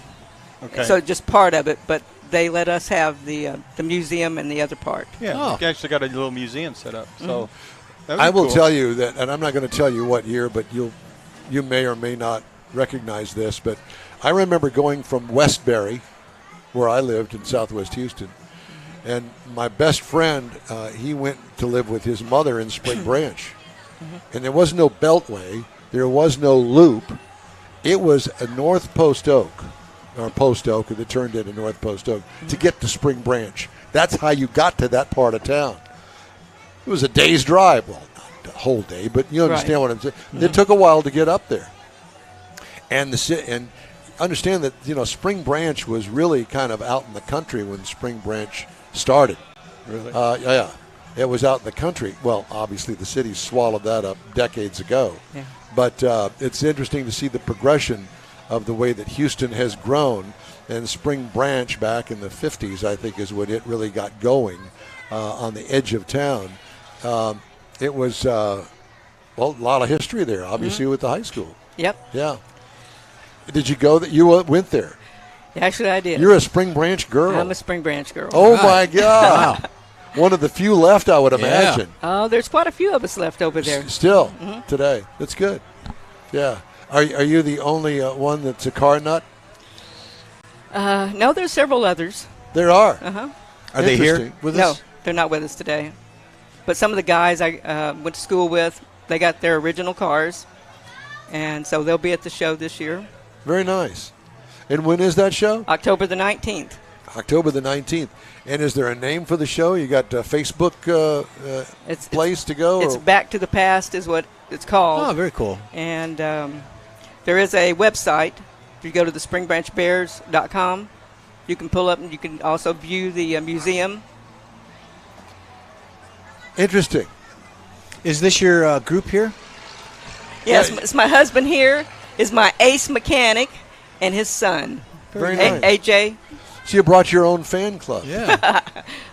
And Yeah, well, the yes. technicians, in case there might be something A little happen. issue, There uh-huh. you Old Yeah. things don't start all the time. Well, I just so- got to say, go. I know. so Have you met Don? yeah, exactly. Yeah, thank you. Yeah, for pointing that out. That's very true. Yeah. Well, you don't have any room to talk. No, Morris. I got a surprise birthday I got party a little tomorrow. bit of room. Yeah, very little, but he's got some room. So, anything that stands out here as far as you're concerned with the cars? Oh, all the cars are beautiful. The Beast here is pretty cool looking. The Beast. The Beast, the blue. Yep. That's his car. It is, actually. So apparently there's some sort of insider thing going on. Yeah, she's here. only picking out the one she knows. No, my husband has a 56 red Chevy parked next to me. Okay. Ah. Very nice. Yeah. And you know what? Don't laugh at me, because we used to laugh at the car back in the day. The one that stood out to me, the Izetta, Yep. with the Longhorns on the front of it. Pocket car. Yeah. Well, it's a farm car. It's just A for farm use. car. Yeah, farm Farm. use. It's a ranch car. A ranch car. Hauling hay in it, and Yeah, there's none of maybe that. some Herding cattle. Yeah, The only car that I know of that you get in past the windshield by the entire one front door on it. It's pretty bizarre. close the door to steer it. Have you been over there to talk to the folks at God's Garage? You need them at your car show. Yeah, actually, I do. I just bought a hat from them, actually. There you go. Very nice. I'm glad to hear that. I'm just looking around here to see. I mean, the oh my cars gosh, they go into the next parking lot. Did they? That's good. Yeah, way over there. And I see that your truck is taking up a spot over there. The in-wheel time truck. yeah, well, Time machine. got to put it someplace. Who parked it there? Yeah, I Yeah, did. who did? I did. But there wasn't anybody over there at the time. Yeah, well, they filled that side up and they've rolled over into the next parking There lot. How you long have go. you had this car of yours? I got it in 2011. 2011. Wow. Still Did you kinda go out new. and search for it? Yes. Because you wanted that car. I wanted that card. Yeah. It's Did you find it locally? It was in Longview. Longview, That's not Texas. too not bad. That's bad. pretty It wasn't local. bad. Yeah. Did you get the history with it or anything? Yeah, it has matching numbers. So it's mostly all original. I have had the interior redone, but it's a stock. Thank God. It's stock. It's a Yeah. stock It's car. got AC, Automatic? automatic. Automatic. And it's a 440. It's a 383. 383. It's a 440 So body. I'd do the automatic. Gotcha. The automatic. I'd drive it. Yeah. Would you? Yeah. Automatic. Yeah. Well, those torque flights, they I'd were tear pretty it up good. if it I mean, was it a didn't stick. take much to beef them up, and they'd be really good. Do you drive it often or just to shows and stuff? And not as much as I should, but now that summer's come, I'll probably drive it a lot more. Yeah. With the air conditioner going. Stretch its True. legs a little That's bit, true. so to speak. I don't know. Yeah. Put the windows down, let the blonde hair fly. Oh yeah. There I used you to go. do that. I used to do that. Yeah, Don used to do that. I brought Jeff in that convertible Ford Mustang over there, and he let his hair fly this Yeah, I morning. did. Yeah. Both of them. Both hairs. Yep. It was. it. Yeah.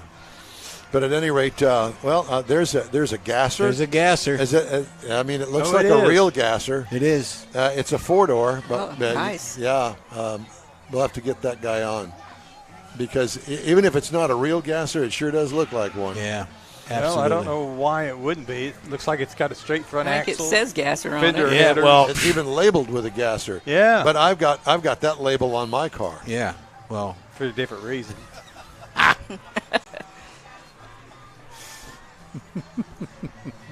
It's okay. I'm looking to see where he's going. In this parking lot. No. Well, the next parking lot's open too. He passed you, so he was a passing gasser. It was a passing gasser. There you go. We're old. The I jokes are do old. bring Yeah. these That's guys okay. with me, and I'm not exactly sure why, but whatever. Well, it's a pleasure to stunned. talk to you, and we thank you for joining us. Well, thank today. you very much. Yes. I appreciate it. And we'll hope to see you in October. I hope so. You The And bet. if not, 19th. we'll see you in between time here. And Okay. we'll go check it out when we're done. Okay, please do. You bet. All right. Thank you. Thank you. Time now for, actually, what I'd like to do is take a break, Got it and then plugged up. I want to get inside Jeff's mind. Oh, we're going to do the feature? The top 6 states where most of the fatal crashes occur Yeah. in the United States. Yeah. So we got that coming up. Hey, the In-Wheel Time Car Talk Show is available 24/7 through the iHeartRadio app. Just look for In-Wheel Time Car Talk. And a new daily podcast is available from your favorite podcast provider. We also video stream our weekly 3-hour show on Facebook, YouTube, and InWheelTime.com. The In-Wheel Time Car Talk Show continues right after this quick break. Pro-Am Auto Accessories has been serving Houston's auto enthusiasts since 1984, providing world-class products for sports cars, European sedans, and American muscle. Pro-Am is known as the place to go to find exclusive and hard-to-find parts and accessories. Pro-Am is one of the very first distributors in the USA for brands such as Recaro, Redline, Momo, Corbo, and Simpson. Located in the heart of Houston's premier retail and service corridor, the Galleria area, Pro-Am's walk-in storefront includes an 8,000-square-foot warehouse, showroom, and installation bays. Pro-Am not only sells parts and accessories, but also offers installation and service. Pro-Am is now reaching a worldwide audience through Pro-Am.com, taking its local reputation to the rest of the world. At Pro-Am Auto, you'll be dealing with a small group of professionals who truly want to help you with your automotive needs. If you don't see what you're looking for on the website, call and Pro-Am will lend you a hand.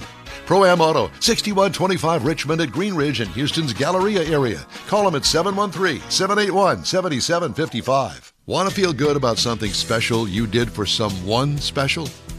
In Wheel Time and the original Lupe Tortilla group of Tex-Mex restaurants have joined together to help a very worthy cause, God's Garage, a Christian-based 501c3 charity.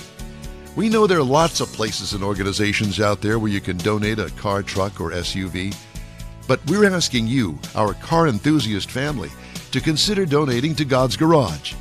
Visit godsgarage.org and learn about its mission, the women that have been helped, how each one is screened, and about their Restore You program. A car donation is an easy way to make a difference in the lives of others. God's Garage needs good operating vehicles, but will take all types in working and non-working condition. Make your heart and soul feel good by donating your gently used vehicle and help support single mothers, widows, and wives of deployed military at godsgarage.org. Welcome back to the Unwheel Time Car Talk Show, coming to you today live from the Lupe Tortilla Tex-Mex parking lot at in Katy, Texas. This is the Katy location, one of 4 that Stan owns, and it's quite an event here. You know, we've been out of touch with our Tailpipes and Tacos friends. Well, we're not any longer because it's back. We're back. Yes. Both parking lots. Just full. don't feed us after midnight. Do what? Don't feed us after midnight. It's one of those. It's an old joke. Yeah, it's a movie. Let's move on. The If you got to gremlin thing. explain It's a it, gremlin. it's not funny. I see the smile on your face, but Because I caught it. And I've seen that smile on your face before for different reasons. There you go. Welcome back to the In-Wheel Time Car Talk Show. Hey, if you ever want to get in touch with us, here's how to do it. Shoot us an email at inwheeltime.com, or you can show up at one of the events that we're going to, You and bet. you'll always know where we're going to be. No guns allowed, please. Show up at the studio next week. Keep We'll them, let you leave in. them in the car. Inside Jeff's mind, top 6 states where most of the fatal crashes occur. I'm interested. Oh, let me get this going here, Michael. There you go, right there. You're on. No, you're on. You're on. Okay, so you got lead feet? Beware, because this comes to us from personal injury attorneys set out to determine the states with the most and least high-speed fatal crashes, as well as the difference in the fatality rates between traveling between 80 miles an hour and 100 miles an hour. So listen up. They do this by analyzing the data from the National Highway Traffic Safety Administration, or the NHTSA. Number 6, and I picked the 6 because Texas made number 6. During the years that were studied, 2,192 fatal crashes happened in Texas with speeds as the cause. 14% of them were at 80 miles an hour or higher. 5% happened at 100 miles an hour or higher. So slow down. It's a holiday weekend. I'm going to keep saying that. Number 5 in this. You go to think, what's number 5? Wyoming, wide open spaces. Wyoming had 1% of the vehicles in fatal crashes that were traveling at 100 miles per hour, was among the lowest in the U.S. However, over 14% of the 659 speed-related fatalities occurred at 80 miles per hour. It's an unwanted ranking of being 5th on the list. Number 4, East Coaster, Connecticut. Connecticut may have only 333 fatal vehicle crashes due to speed, but 16% of those and higher were traveling at 80 miles an hour or more. 6% traveled at 100 miles an hour or faster, landing it fourth worst state in the nation for high-speed fatal crashes. Number 3, Illinois. 1,300 speed-related fatal crashes occurred in Illinois. 1,300 fatal crashes of that were 16% were traveling at 80 miles per hour. We're on a mission from God. That's it. 6% were traveling at over 100 miles per hour. All in donkey. Here's one that you wouldn't think would be on the list. Alaska. Alaska's percentage of vehicles in fatal crashes Well, were nobody traveling lives at there, 80 and those miles that per get hour. on the freeway, They could be. I don't think there's a they have freeway. freeway. I don't think there's a freeway. They got snowmobile tracks. 8%. It's less than Montana. Montana was in there. But nevertheless, the last frontier statistic is far from the national average, 7.5%. Vehicles traveling at 100 miles per hour or more was 6%. The number one state, Montana, is the highest number of high-speed Nobody lives there. fatal crashes. This is the study. Even though it's a low amount, it's the speed they go at. So they're flying down the roads. Of the 214 speed-related crashes recorded, 30.3% of them occurred at 80 miles per hour and almost 12% at 100 miles per hour. You want to know what the safest state is? Washington. Yeah, the state of lying The down and state not of going Washington. anywhere.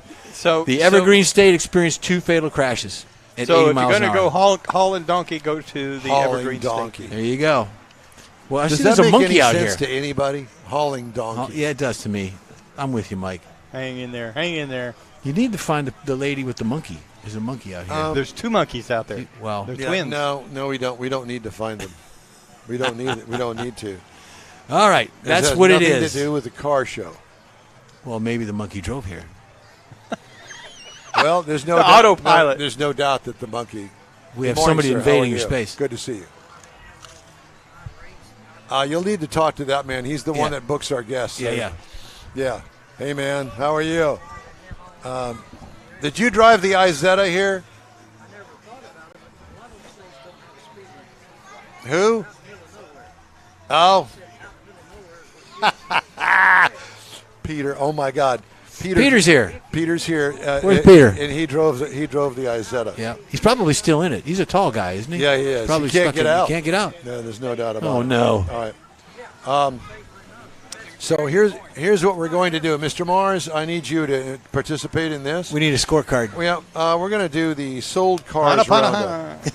That's Anapanacana. Anapanacana. That's all right. I'll just do it right Here here. is the sold cars roundup Okay. for the Michael? week. David, you can participate in this as well. So, what do you think of 1995 Toyota 4Runner? Clean, looks. We always call you No, we were calling you because of your car. the car. No, The that's Izetta. not yours, is it? You The the Izetta? Izetta? You bought the car. See, I thought it was out of Stan's collection. No, it's yours. We thought you were still in it because you're kind of a tall guy and you couldn't get out of it. Okay. Well, we want to talk to you about the Izetta. Matter of fact, I'll tell you what. We're going to pause this, have him sit Yeah. down there and talk about the Izetta. Tell us about the Izetta. And what son are you? I am number 3. Number 3. All That'd right. be Peter. Peter. So this is Peter Holt, and he and I've known each other for quite some time. I'm sorry. But no, it's all good. I was talking to him. Yeah. Oh, Appreciate but when the Izetta rolled in, of all the really nice cars that are here, the really cool cars, the hot rods, blah blah blah blah blah. The one that caught my eye, and clearly it caught yours as well at some point in your life, was the Izetta. it. Yeah, I always wanted a high-performance European sports car. There you go. So Low What is it? maintenance. What's it got? About 35 horsepower? I don't even know if they use horses as a measurement. No, the horns on the Is it front might be ponies? cows It's or ponies. something. Yeah. Yeah, it does definitely Miniature have horns horses. on it. Well, it's a Texas car, so it's got to have That's the true. horns. All right, so I need to know all about the car, how long you've had it. I mean, it looks like it just rolled off the showroom floor. I did just have it completely redone. It was in pretty good shape when I got it. But, Who done it for you? Isettas are us in Georgia. Isettas are us. Yes. There is such a thing, and you found it. I did. Well, that's where everybody goes to source the parts for them. But they just do the work. They've gone full time, and they were just doing it on the side. Now they've gone full time and are actually working on the cars. Oh my God! And they admit it. And I had I think it was a 4 or 5 month waiting list to get in, and then they had it for about 90 days, and I told them, go for it. Yeah, whatever it takes. And so, did you have it shipped over there? I did have it shipped over there. Yeah. I can't imagine trying to keep up with traffic on I-10. Yeah, I've had quite a few requests for, top speed. And I said, I've had it up to 70. But you drove it here today. Well, I said, I had it up to 70, but that was on the trailer. Yeah, I was just going to say. So that sunroof really started to flap. I thought I should probably just ease off a little bit. Put a wing on it. Yeah. If you don't know what an Isetta is, I encourage you to go online, Google Isetta, and you're going to go, what? Yeah, or just look up one-door cars. One-door cars, that's it. So for those that don't know, that are listening maybe perhaps to this show and a podcast or are really attuned to things like Isettas, Doug, how are you, sir? It's good to see you. That this particular car has one door, and you enter from the front of the car, and you kind of fall back into it. Will it fit 3 people? I think originally the plan was for it to fit 3, but I don't know how you would do that. 2 is about it. Yeah. I would say 3 would be very, very tight. It would have to be very small. Now, does it have an automatic transmission? It's manual. It's a manual. 2-speed? No, it's a 4-speed, and it's left hand. Okay. Oh. And it's completely reversed. That is. Oh, God. One is down. I'd be grinding. I'd be grinding. And on the left and right. 2 and then Yeah. So, all right. upside down and backwards. The other question that I was going to ask you is, do you know the specs on the engine? Is it a 1-cylinder? It is a 1-cylinder. It's a 1-cylinder motor, and we don't know really the true horsepower of this car. But I would say it's probably not much more than 50. I would be surprised if it's 50. Yeah. If it's that high. All I can think of that comes to mind is Cushman. Are you familiar with a Cushman motorcycle? Yeah, well, I've heard of it. Okay. Okay. Well, yeah, golf Cushman, carts. Yeah. A Cushman. I can't read that, David. What does it say? Does it say how many horsepower it's got? 12 horsepower. 12 Top speed horsepower. of 53. In a row? It's got 12 in a row? Yeah. Well, they're from the glue factory. And it says here top speed is 53. So you've been pushing the red line on that. Well, he said he was I on the have trailer. it was on the trailer. 70 was on the trailer. Yeah, I he was see. That's right. Being towed. But I've had it up to 50, so I've been pretty close. I'm 50. I can kick. I can stretch. Never mind, that's a Saturday Night Live thing. You wouldn't know anything about that. Hold on, I got to put the camera back on you. Do that again. Yeah, I can please. kick. I can stretch. I'm 50. 50 years old. I need me another one of those bloody No, you guns. Peter, it's good to talk to you. It's good to see you. I haven't seen you in that. a long time. Well, yeah, you got to have more car shows, I guess. Well, and you need to come to these more often. Oh, What's it like back here? And evidently it's full, and you got some overflow. this is the most I've ever seen. So I know. yes, was a Fantastic. good turnout. Yeah. I think that The Nick last one was Farland- Let me rain tell out. you I would have been something. at this Right. one, but Yeah. Stan spent $5 trillion on advertising through us, and that's why everybody's here. Yeah, yeah, that's what it is. sounds like a government And that- operation. exactly. That's exactly right. Peter, it's great to Defense see you, my Department. friend. Good to see you all. Yeah, take care. Thank you.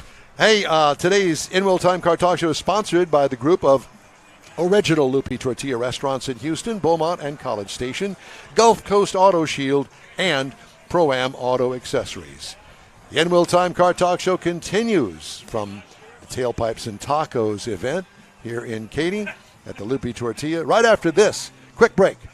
Everyone at the Tailpipes and Tacos Cruise In at the Lupe Tortilla Tex-Mex in Katy, thank you for participating in the best cruise in around and look forward to seeing you again. You'll hear about the next cruise in date right here on In Real Time.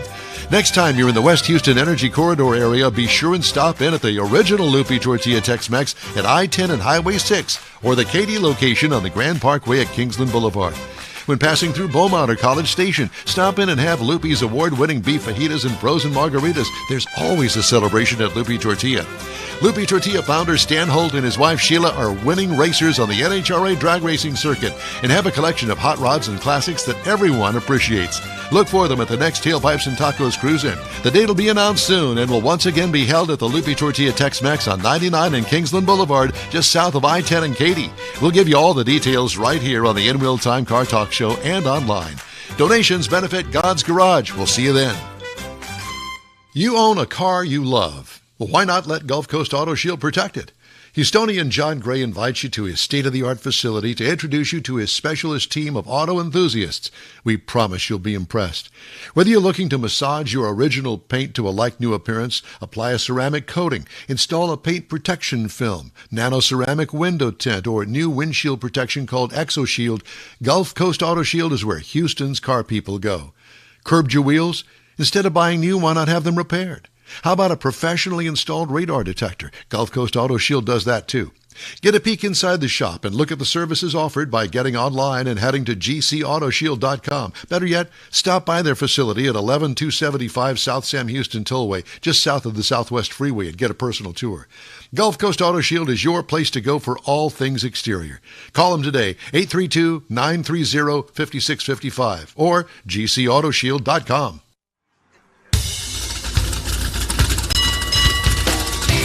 Hey, you got us. You got us. Here on the In Wheel Time Car Talk Show at today's long overdue Tailpipes and Tacos Cruise In at the Lupe Tortilla Tex-Mex in Katy, Texas. Just ahead, we pull another guest from those in attendance here today. And we'll have the stories making automotive news headlines this week. Howdy. Along with Mike, Out of This World Mars. We always need more Jeff We do. Deacon. Ladies and gentlemen, back here behind me, the ever-popular, famous, man that is actually close to Ma Bell. Yeah. It's David Ainsley. I'm Don Armstrong. Glad you could join us on this Saturday. We have another guest in the studio, in our remote studio here. By the way, before we get to that, I did want to tell you we've got another hour and a half left of the show. We're midway through. So there's plenty of time to get here. And the way to do that is I-10, the Katy Freeway, with it coming from the west to the east. Exit the feeder road to 99 the Grand Parkway. Come down to Kingsland Boulevard. One word, Kingsland. And we're right here at the corner of Kingsland and the Grand Parkway. Right. And if you're coming from Sugar Land, Rosenberg, Richmond, Point south. McAllen, just come on up 99 and it's at the Kingsland exit. Yeah. Okay. All right. For the folks coming in, I guess the way I came. And by the way, for those that are here that pay any kind of attention whatsoever or care, the trophies, the chili pepper trophies for the 3 categories of cars, and I have them written down here because I can't remember. It? I think it was the page before that. Is it this one here? Okay. Yep. The 3 categories are Best Classic, Best Hot Rod, and Best Modern Classic. So one of those trophies is going to go to one in those 3 categories of cars, and we're going to give. There's a bunch of cars. We're going to announce those coming up here in the next 30 minutes. So in 30 minutes, we're going to be giving away the chili pepper trophies because that's kind of about the time to do that. And it's an honor. You've got a lot of camaraderie. You've got guys that have won it before. And people that you absolutely can't stand, and you've run into them here, and you're trying to avoid them and get out of here. Yeah, but the good news is there's enough cars here that you could do that. How many cars? You've been out walking around. How many cars do you think are here? Oh, man, I don't know. They're the next parking lot, the restaurant next door is full, too. Over at the American Grill. Yes, and they're out on the street. Maybe 200? I don't know. I'm not a good counter. What do you think? It's at least we know that. You've been around. Oh, really? He didn't turn his microphone on. Say that again. Everywhere. What'd you say? I said there's probably about 250 here, somewhere thereabouts. Wow. Well, it's an event. Everybody's been dying for Tailpipes and Tacos.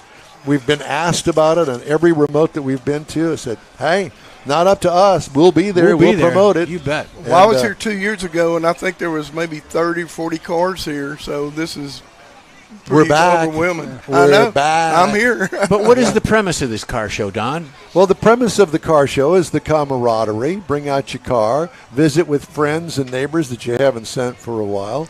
And, God's Garage, all of this benefits God's Garage Yes. because the tacos are free. Go in and make a donation of any size, get a free taco. They've also the same thing out at the God's Garage booth out there. And it's a good time, good food, good camaraderie. So that's what it's all about. Exactly. And if you're not into tacos, they do have you got your sodas and your Other beverages. Yeah, other beverages. They do have some adult beverages here, so bring it on. The Sheila Mae Murray family is here, I see. Is Mama here? She's there, right behind the guy in the red shirt. So, anyway. Oh, there.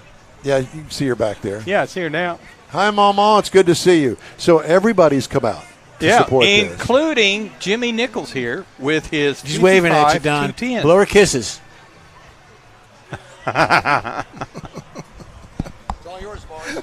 So Jimmy Nichols here with he's got his 55 210, which is a two-door post car, and he's got a pretty cool story about this car that he's had for. I bought it in 1966 for $85. Oh There you man, you got ripped off. I'm just saying. You slide up a little bit, let Don get by there. Yeah, and your dreams. So tell us about the car. So you bought it in '66. Right. And you were telling me a little bit earlier how it was kind of a unique transaction. Well, it was, like I said, it was sitting in a salvage yard. The guy had two of them.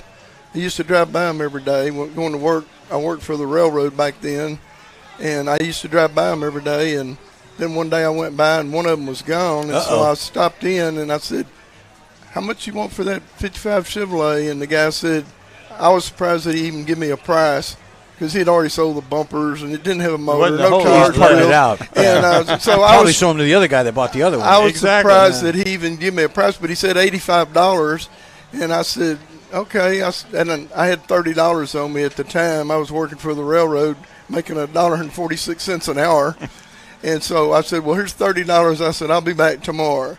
And so I bought the car, drug it home, put some tires and wheels on it, put a motor in it, and that I had, and drove it for 3 years.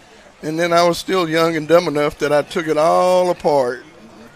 And and then the body was actually dipped in a tank at one time and stripped. Oh, okay. And but anyway, so time went by, and like I said, I drove it for 3 years, took it apart, hauled it around for approximately 46 years, I guess, from here to here. It never sat outside nowhere. And but anyway, started working on it a little bit, didn't work on it, I was working for myself basically. Yeah. And so after getting my two boys through A&M for 12 years, in the last there's a picture of it right there that I took in September of 2017, and you can see what it looked like. It was on a turntable type deal. Yeah, rotisserie. Rotisserie, it's totally just like you see it. And of course, that's a picture when it was in 1966, sitting in my mom's driveway when I first bought it. And that's the $85 car. Yeah, and so anyway, so I've managed to finally get it back together since 2017. I'll give you $100 for it right now. And you got it on you? I'll give you $30 now, and I'll come back tomorrow. So you got one picture there with the three kids in the back of it. Yeah, that's my grandkids. They like to get in the trunk. They enjoy it. Oh yeah. That's the first thing they do. They jump in the back seat, roll the windows down, and everything. Have a good time. Window cranks. Oh yeah. Yeah. They're just playing with them. Yeah. But yeah, these shows are, like I said, I've met so many people over the last 3 years since I've been driving. I've been driving a car about the last 2 or 3 years, basically. And so it's all about the camaraderie and the people you meet. It's not so much, we go around and we look at cars a little bit, but we're usually just sitting around and people you meet, stories you tell. I tell people I bought my car for $85, and they look at it and they're like, what? So it kind of gets the conversation. So you've been to Lupe Tortillas before? I mean, all these events. What other car shows do you go to?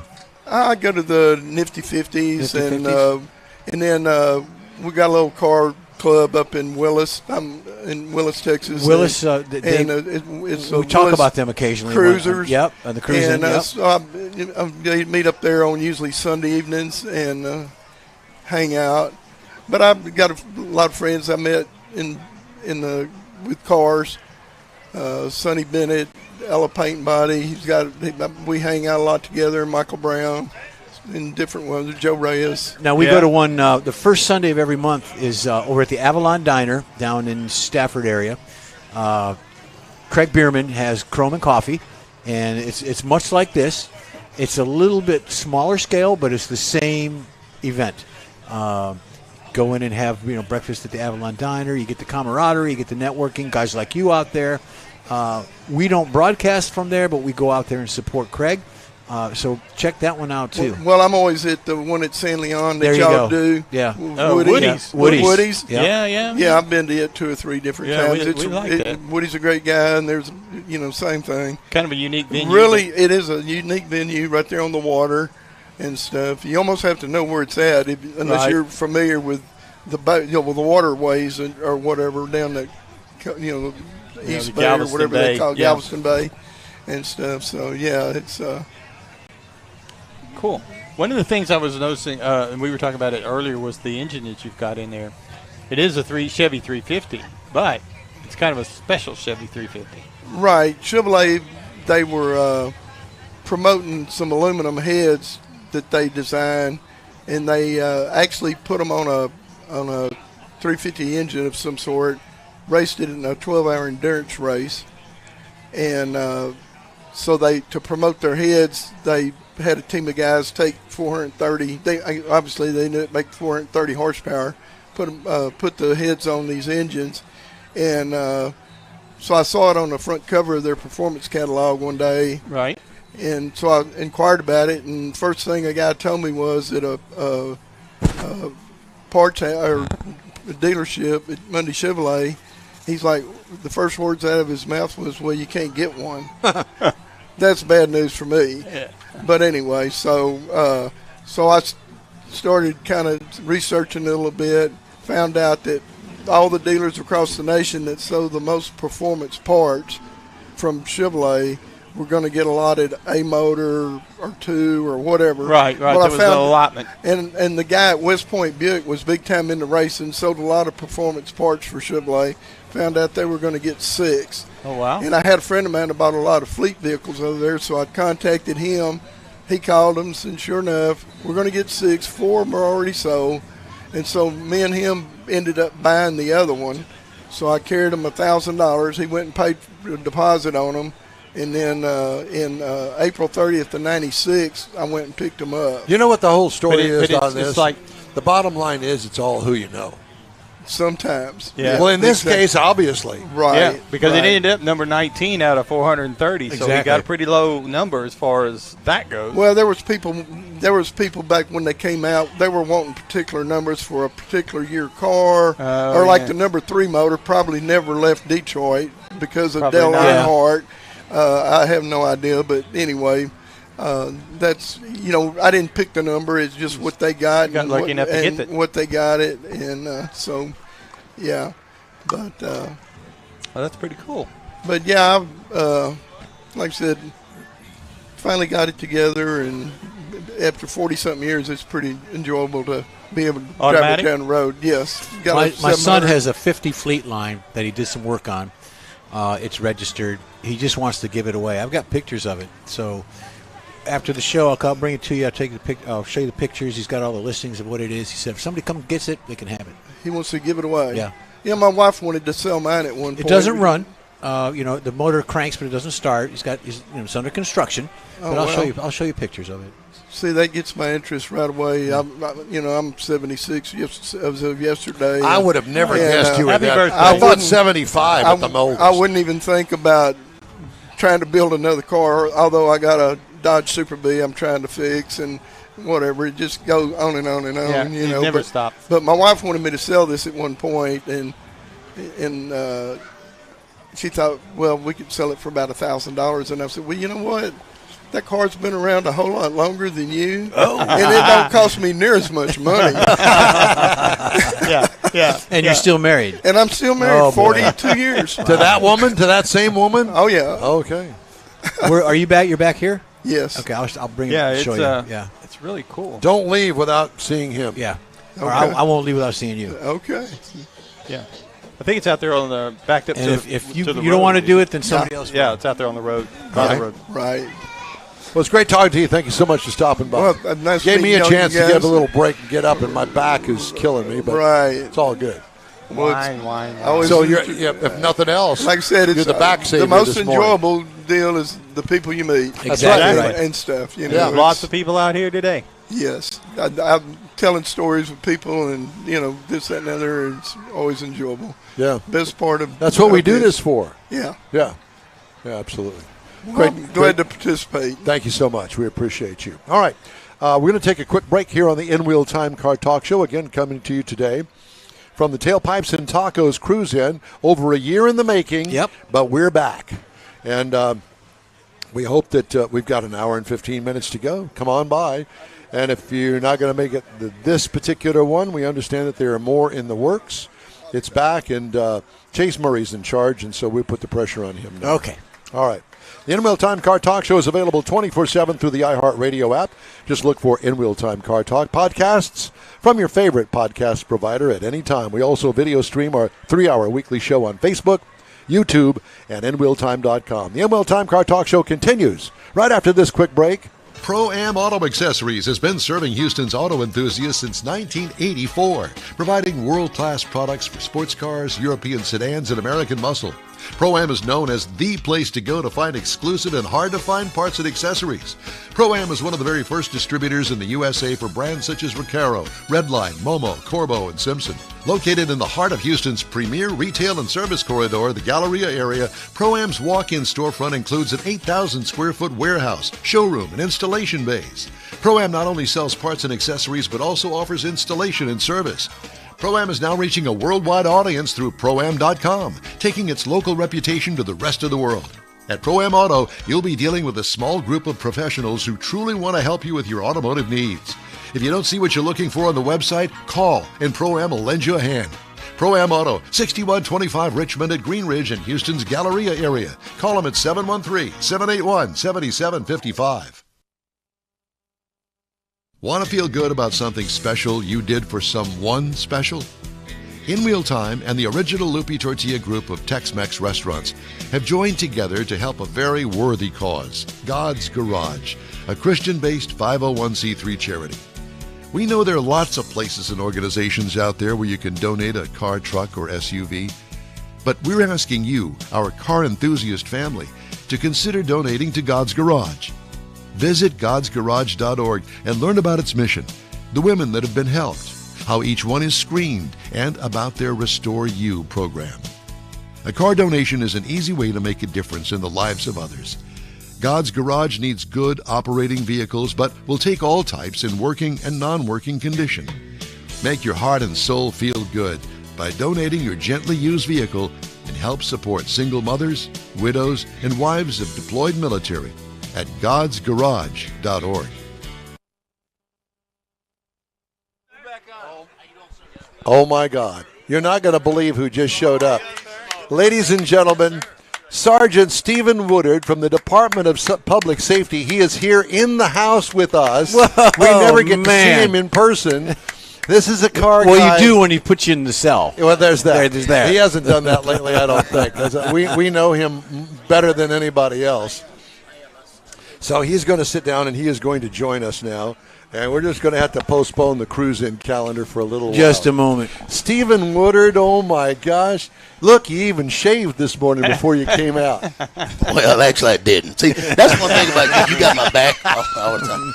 Hey, so I'll tell you something interesting. We've been going up. I looked at the first time I was on air on the show. You probably don't remember, but do you know how long it's been? Oh, shoot. Let's see. It's been 13 years in the show. It's been at least 12 years. You brought me on 9 years ago. 9. And I appreciate that. I appreciate it I know, time for yeah. allowing us to share our little message. So if you go to the back of the grounds, I have my patrol car set up, and I have a heat index meter out there. Okay. Oh, back around the corner here? Back around the corner. It shows you the temperature of the inside of the vehicle and the ambient temperature. I'm just reminding everybody it's hot as hell. Yeah. But I just set it up. Right now, the interior of the vehicle is already at 90 degrees. Wow. And you just got here. I just got here, and it's 10 degrees higher than outside. So we're going around the state reminding folks, especially through the Heat Stroke Task Force, to be mindful of leaving your pets. And I don't know how in the world people leave their children in the vehicle. No. I don't either. But we're going across the state reminding folks that. Yeah, because summer's here. You think? Yeah. One guy said, man, why do you have that tie on? Well, I got to dress up when I'm in wheel time. That's right. do you have your vest on? I do, always. I mean, oh Never my leave God, home. man. Look, man. Look, I'm too good to get shot at. Trouble. Yeah. So, but again, we're going around the state. I'm on a PSA. I got to send that to you guys. We're just reminding folks. Take a look at the whatever backseat you twice. send us, we'll put it on the. Thank Yeah, you. and we did a Thank segment you. not very long ago about that as Thank well. you. Yeah. Thank you. Yeah. Memorial Day. What do you think? Well, starting off so far so good. Yeah, it's great. Just did a segment on high-speed traffic deaths between 80 and 100. There's 50 states. It's interesting. I will tell you, boys, Galveston is packed. Everybody's out and about. I'll tell you, going up to right now, I-10 is pretty packed going to San Antonio. Yeah. People are out. They're getting ready to enjoy Sure. the weekend. Yeah. Right. And we appreciate that, but we just want you to do it safe. So obviously no drinking and driving. Wear your seatbelt because that's the most important feature. As he drinks a Bloody Mary. That's the most. So we got drivers. Don't worry, We buddy. got a driver. Hey, buddy, I live right down the street. As soon as I'm done with this show, I'm coming to your house. yeah, that's fine. Be mindful of that. Most important feature in the vehicle is the seatbelt. Someone may say the tires. I mean, yeah, I get that. We can do a whole show on tires, but we got to wear our safety belt. And I will tell you, here in this state, the seat belt violations are starting to go up for whatever And reason. Steve, what is that about? I don't get that. I don't know. I can pull you the stats. I mean, I don't know. Is it because not only your department but other police departments have so many other things to do crime-related that the traffic is maybe down a notch? Perhaps. I don't know. Kick it down. We're not the top two, but maybe the top four. Look, I have to ask you this question, which I'll admit it. I got a ticket for not wearing my seatbelt once upon a time, 100 years ago down in Presidio, Texas. The officer was there one day a month. Yeah. Okay. So, but I've also known some people that got arrested recently for not wearing a seatbelt. And I never heard of that. There's something else going on besides that's kind of what I thought, Neaterville. but I didn't know. And there's something else going on. We don't put folks in jail for not wearing a seatbelt. There's something else going on. All right, that's good enough because that's kind of what I thought. Don Armstrong, that's enough to get you in jail. Well, yeah, that's automatic. automatic. Yeah, automatic. Well, I will tell you, the fatal numbers here in the state are pretty interesting. They're a little higher than last year as of today. But what I can present to you guys is we're going across the state also. Just campaigning for motorcycle awareness. We got a lot of four-wheelers out here, but watch out. Please watch out for our two-wheelers. I mean, this is Motorcycle Awareness Month, and TxDOT has a campaign called Look Twice. Have you ever heard of that? I have not. Let me just interject and say Please. this. You know, I fly a lot, obviously, and when you're in the air, and I listen to air traffic control, well, you know, we've got a fixed wing, whatever it is, coming at you. They're about 3 miles ahead of you. Yes, sir. Good luck in trying to see that with the naked eye. Yes. Because an airplane goes through the air. Yes. And it's all about aerodynamics. Yes. The wings, you can't see the wings. The best that you're Really? going to do is just see the nose of the airplane. Right. I didn't realize that. Yeah. And it's the same thing with the motorcycle. We're all used to seeing an oncoming car. Car's big. Oh, right? yeah. You got area in the front. Now add a setting sunset or a rising sunset, and you've got a motorcycle coming at you some with big pillars on the car, like on the you have a Mustang motorcycle there. coming at you. How many times have you had near misses because you couldn't see the motorcycle for whatever reason? Sure. Other traffic, oh my God, it's scary to think. I cannot even imagine living with myself if I were the person that was instrumental in having that motorcycle die or maimed. I've seen some, as you know, I've without seen a some doubt. awful stuff. Yeah. The other side of the coin I see is that it goes both ways, because you need to have the responsibility on the two-wheeler, because I've been in traffic where they've been zigzagging in between cars, in between the lanes. They scare people, Yeah. when you're not used to doing that, and then they take off and running, and then you see them zip, and they're miles ahead. But guess what? So they have to be careful as well. Eventually, they will have a near fatal, if not a fatal accident. You don't want to because wish I've that seen on it. them. You just I know. want them to slow down. Well, I'm talking to a group of bikers, and I may need your help, Brother Mars. I mean, I'm going to talk to some bad bikers, and I'm going to. This is going to be. Well, he'd be the man to take. Yeah, that's right. Have you seen? Look at him. Look at those arms. What I'm saying is, Those tats. these guys. There's tats. These guys, they're very concerned about their safety, but at the end of the day, they want to do the right thing too. So, I'm going to talk to a bike club meeting tomorrow at 3:00. The group is called Bikers Lives Matter. And we're going to be talking about just what you're saying, not being silly on your bike, and man, don't kill yourself. Right. Help yourself and don't Well, kill yourself. Yeah, so And what's not to say that they don't see them, because they don't, and somebody's changing lanes or Sure, merging sure. and Yeah, all that. it's usually not the biker that really messes up. I mean, some do. You see them out there on one wheel at 80 miles an hour. yeah, that But happens. generally, it's somebody popping them from the side. I like the one where, let me pour him a drink out, and you cock the door open, and all of a sudden, boom! Yep, that's happened. There several goes times. the motorcycle, the door, and everything else. That is Hey, bad news. let me ask you this, and Yeah. it's on my list of questions to ask, because you're always asking me stuff. Now it's time for me to ask Yeah. you. What is your thought from the safety aspect of the newer vehicle now? Would you consider the newer vehicle safer now? Absolutely. Yes, I agree. Absolutely, 100%. Technology is our friend in that case. Yeah. Yeah, technology. I mean, it's almost impossible to get into a wreck by way of your own. I mean, I'm not saying impossible, but I'm saying, lane assist. And I can just go on and on. Yeah. Yeah.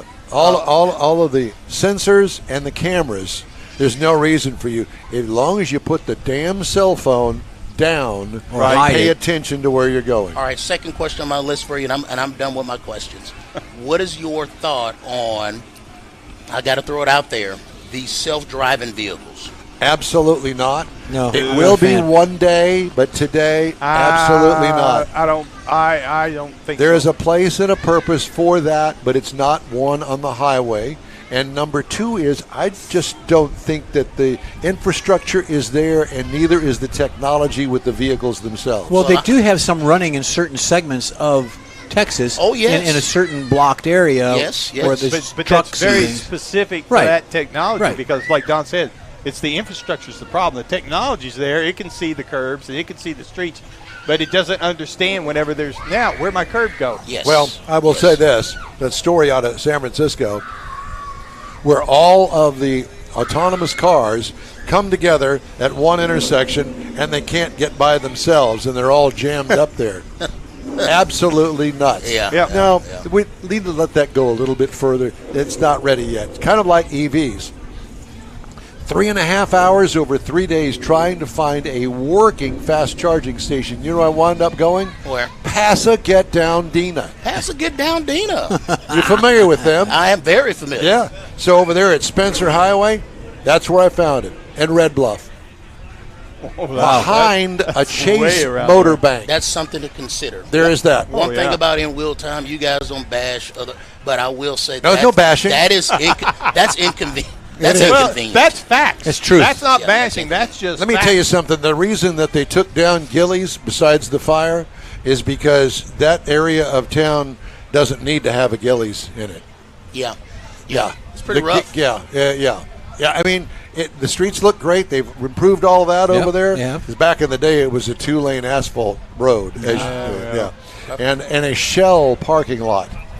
They got Trey the Truth. We got Don the Truth. That's what right. it is. Don't tell the truth. Yeah. That's it. Stephen, it is such a Incredible. wonderful Thank you surprise. very much. I'll We tell you appreciate it. Anytime Brother Mars calls me all the time, he tries to set something up. But I asked him a favor. I said, man, can I come on, spread a Heck little yeah. message? And You then know what he I said, want you to do? I want you to do us a favor.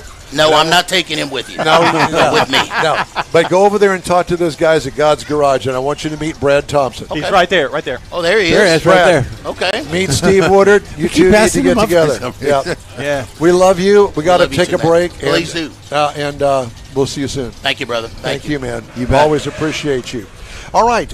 We'd love to hear from you. Shoot us an email. The address here is info@InWheelTime.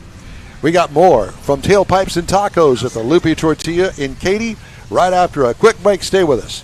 Everyone at the Tailpipes and Tacos Cruise In at the Lupe Tortilla Tex-Mex in Katy, thank you for participating in the best cruise in around and look forward to seeing you again. You'll hear about the next cruise in date right here on In Wheel Time. Next time you're in the West Houston Energy Corridor area, be sure and stop in at the original Lupe Tortilla Tex-Mex at I-10 and Highway 6 or the Katy location on the Grand Parkway at Kingsland Boulevard. When passing through Beaumont or College Station, stop in and have Lupe's award-winning beef fajitas and frozen margaritas. There's always a celebration at Lupe Tortilla. Lupe Tortilla founder Stan Holt and his wife Sheila are winning racers on the NHRA drag racing circuit and have a collection of hot rods and classics that everyone appreciates. Look for them at the next Tailpipes and Tacos Cruise In. The date will be announced soon and will once again be held at the Lupe Tortilla Tex-Mex on 99 and Kingsland Boulevard, just south of I-10 and Katy. We'll give you all the details right here on the In Wheel Time Car Talk Show and online. Donations benefit God's Garage. We'll see you then. You own a car you love. Well, why not let Gulf Coast Auto Shield protect it? Houstonian John Gray invites you to his state-of-the-art facility to introduce you to his specialist team of auto enthusiasts. We promise you'll be impressed. Whether you're looking to massage your original paint to a like-new appearance, apply a ceramic coating, install a paint protection film, nano-ceramic window tint, or new windshield protection called ExoShield, Gulf Coast Auto Shield is where Houston's car people go. Curbed your wheels? Instead of buying new, why not have them repaired? How about a professionally installed radar detector? Gulf Coast Auto Shield does that too. Get a peek inside the shop and look at the services offered by getting online and heading to gcautoshield.com. Better yet, stop by their facility at 11275 South Sam Houston Tollway, just south of the Southwest Freeway, and get a personal tour. Gulf Coast Auto Shield is your place to go for all things exterior. Call them today, 832-930-5655 or gcautoshield.com. Welcome to the In Wheel Time Car Talk Show today. Coming to you from the Tailpipes and Tacos Cruise In at the Lupe Tortilla Tex-Mex in Katy, Texas, USA. Woohoo! Coming up, we're going to announce the winners of this event's, well, trophy winners. Yeah, the Chili Pepper Trophy. Chili Pepper trophies, yeah. Right over there. We have one in the studio that was honorary given to us. We also have a Wally in the studio given to us. I know. So we're going to give away trophies for Best Classic, Best Hot Rod, and Best Modern Classic. That's coming up. Also in this hour, guests here from the Big Shoe. And Mr. Mars reviews the 2024 Ford Mustang. All right. Howdy, along with Mike Out of This World Mars, who's got his back to the camera. Stephen Woodard is over here, Sergeant from the Department of Public Safety. Always need more Jeff Zika. Absolutely. And back here behind me is David Ainsley. I'm Don Armstrong. Glad that you could join us today. It's a great day. Woodard didn't get in on Hey, that the sun's out. The wind is a-blowing, so it's not near as hot as you thought it is. Well, a little breeze. We'll take the little breeze. We got that breeze right there. We got the. Oh, David. Thank you, David. Turned on the big blow back here. There you go. All right. So who is the one that's going to give away the Chili Pepper trophies? Is that going to be Chase Murray? Chase with Lupe Tortilla and Lupe Tortilla Racing. You need to turn around to the camera because the camera's right there. Yeah. So we have trophies for those that are still left here.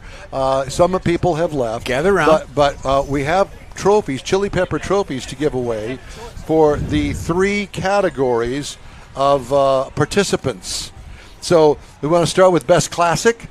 You got Best Classic, sir. Chase? We do. Okay, so the Best Classic Chili Pepper Trophy goes to... It is going to the 57 Chevy Bel Air of Michael Brown. Oh, Michael. Michael Brown. Michael, come on down. Right there. Oh, look at you, Michael Brown.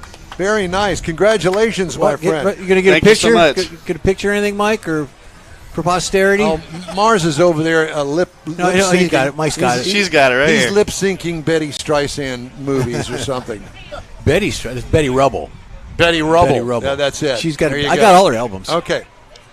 Next up is the best Chili Pepper Trophy Hot Rod Award. All right. And this is going to go to? For the best hot rod, we have Kurt Buckles with a 66 Chevelle Malibu 4-door gas. There he is right there. Ah, he Look just at happened to you. be there.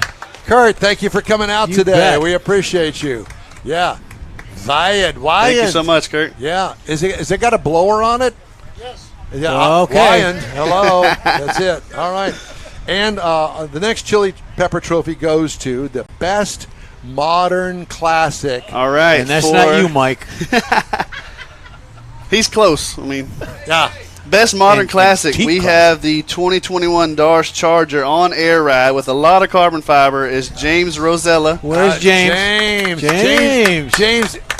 You guys and the two girls. What are the girls' names?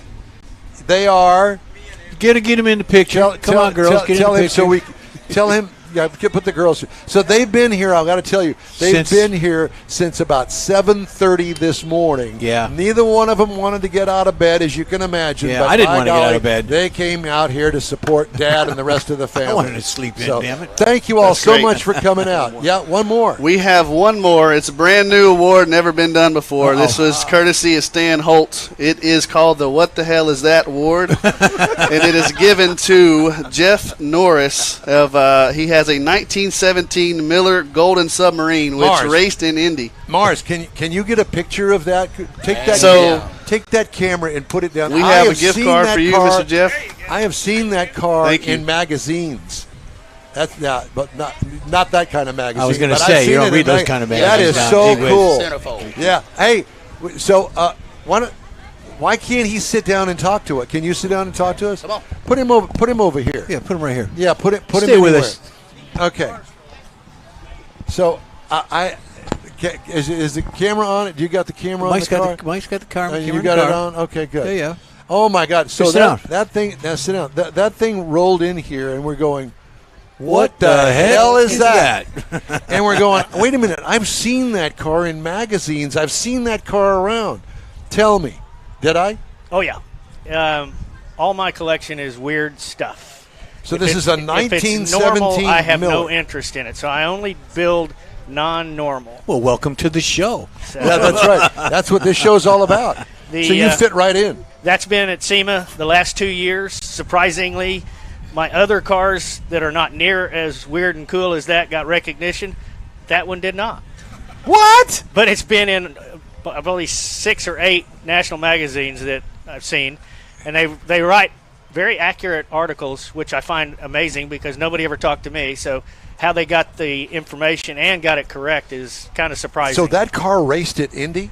The original car that's sitting in the Brumos Porsche Museum in Florida did. It was the only fully enclosed car to ever race at Indianapolis in the 500. That is a resto mod version of that original car. Wow. We were racing in Daytona with one of my Lolas, and it rained.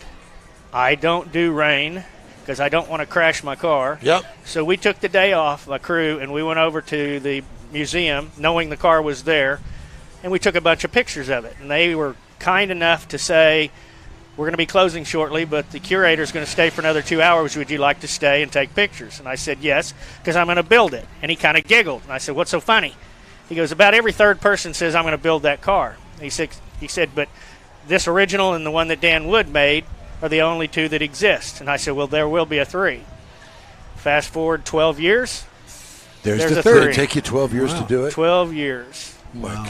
12 years. And that's all hand formed. All hand formed. I bought all the equipment from Eastwood, did it, finished it, said I will never build another aluminum car. Sold all that Eastwood equipment. So there's a guy here in Houston that's got some really, really nice new equipment that built one car. Because I'm going to never build another aluminum. So it's too hard. How long did it take you, and what do you got in it? 12 years. There's no way in the world am I ever going to admit in public how much money it cost. Like most of the people that are here. We do have to ask. We wouldn't be doing I've our probably interview. built homes that I've got less money in than I've got in the cars that I've got. I totally get it. And is that your background, home builder, construction? No, or- I'm a salesman. Okay. Just a salesman. The fun part about this is I had started this, as I said, about 14 years ago. It's been done for about 2 years. So it took me 12 years to build it. It's a Miller. I work for Miller, the welding company. It was all welded with Miller equipment. The last 5 years, the finish work was all done at the Miller Tech Center here in Houston. I'll be darned. In the far back corner, which at this point we built 3 cars in the back corner of the Miller building. One of the perks of being an employee is I seize the back corner and I get to use all the neat equipment inside the Tech Center. But the other side of it is, for 75 years, my family's business was Miller Norris. So my buddies knew this was actually going to happen. If you'll notice on the side of it, it's got a little football-looking thing that says Miller Norris on it. Yeah, I see it. Well, that's what my kids gave me when I finished the car to help remember Dad and Granddad. So it's got a lot of history with me. As with this car and most of my other cars in the collection, while I'm alive, none of them will ever be sold. So that'll be, and if you'll notice my stature, I'm a little bit tight to the ground. I'm about 5'6". That's all that'll fit in that car. Yeah, I can understand that. And it's a 4-speed, so if somebody ever steals it, we're going to be able to recognize them. They'll be about 5'6" tall, going to be over 45 years old, because otherwise nobody would know how to run the stick shift. So you mean to tell me that car originally was designed probably in 1916? 16, yep. Barney Oldfield and Barney Harry Miller. Oldfield, that's a blast Yep, from the past. Barney's who drove it. Harry A. Miller is who designed it and built it. Great heritage. It's a 1917. 1917, it tried to qualify, blew up an engine, one of their engines. In 1918, same thing. It blew up before it ever even got qualified. 1919, it actually raced, ran about 30, 40 laps, blew up an engine again. Oh. And never came back. And what kind of motor does it have in it? Motor? It's got a BMC motor out of Europe, a 1.2 liter, like out of an Austin Healey. For probably 40 years, I raced Healey's. Yes, but it sounds like a big block because it's only the cylinder or only the casting itself. I've got a billet crank, H rods, dome pistons. We're putting out about 140 horsepower. Out of that little bitty motor. With me in the car, we combined weigh 1,120 pounds. Oh, my God. So, wow. We got invited to the annual Miller event 3 years ago, right after it got finished, and got to go on track with the other Millers, which was a mistake on my part. The top speed for those is 78. They clocked us down the back straightaway at Indy at 162. Oh, my God. That was on Saturday. Saturday afternoon, they said, you're now a static display. We do not want you on track lapping the real cars. And I have to agree that was the right move. So it sat just like where it is right now in a static spot, and people oohed and awed over it, but it never got back on track. Well, I have to tell you, as Don Armstrong, I feel honored, one, to meet you, that you built the car, and number two, to actually get to see it in person, because I've never seen it in person. I see these pictures, I'm going, what? And how do you register it? Well, not to throw our beautiful state of Texas under the bus, but we attempted to for over the last 3 years. It was under construction, and no offense to your colleagues over on that side of the fence, I had all the documentation, felt like I had it. 16 times they came and visited my house to try and register. Inspect it, yeah. And I finally threw in the towel. I have a house in Oklahoma, so I took it up there. In about 22 minutes, they titled as a 1917 Miller Golden Submarine in Oklahoma. And happened to be a Chickasaw Indian in the state of Oklahoma. You are? Yes. Oh. They charged me about $800 to register it, but at Chickasaw, you get 95% of that money back. So 3 weeks later, they sent me a check back for $780. So I got what a great story. Total titling of that was about $40. Oh my God! What a great story that is. My grandfather always said, "There's always a loophole." And I found it. That's right. That's right. And amazingly enough, the other 10 cars that I have are now all registered in Oklahoma. So it's got an Oklahoma plate on it. So I cheated your state that funds you. Yep, sweet. So I feel terrible about it. You can see how terrible I feel. Yeah. I will tell you this, that the Texas film industry is about the same thing. So, that's why they don't have movies made here anymore. Because crazy. of all the red tape, which is crap. But whatever. And it's a huge, No, it's you a didn't. huge money source. I know. That they're Yes, missing. of course. Yours especially. Yes. So. Yes, I know. But I also still live here. I love it here. You live around here? Actually, I live on Lake Houston. I love Lake Houston except when it's in my living room. Yeah. And I don't like it near as much. Yeah. I fly over it quite frequently when there's a flood. Trust me. We Or a drought when it's down here and I can see the ground. Right. Yeah. 2 weeks ago, we spent, my wife and I spent all day long moving cars out of our garage, took them to Miller, put them in the Miller building, and then, of course, the water came up to about 160 feet from my front door. So then the weekend after, we brought them all back home. Yeah. But that's okay. It was fine because they were all fine. Yeah. One of my colleagues called me and says, hey, my wife and I will come over and help you move your furniture upstairs so that you can save your furniture. And I said, my wife will shoot you. And he's like, why? I said, because she hates my choice of furniture. So if it gets flooded, she's going to toss it out in the street like she did the last set. She's going to leave the door open with the water come in. Now I've got to know a couple of things. One, your name. It's Jeff Norris. Kind of like Chuck Norris, except I'm the better looking of the two of us. We agree. We'll agree. Well, we'll agree with anything at this point. Yeah, that's right. And the other thing is there a website for your car collection? I do not. I'm What? not a public person that way. I know, Jeff, but it's not about you. Because it is all about me. No, it's not.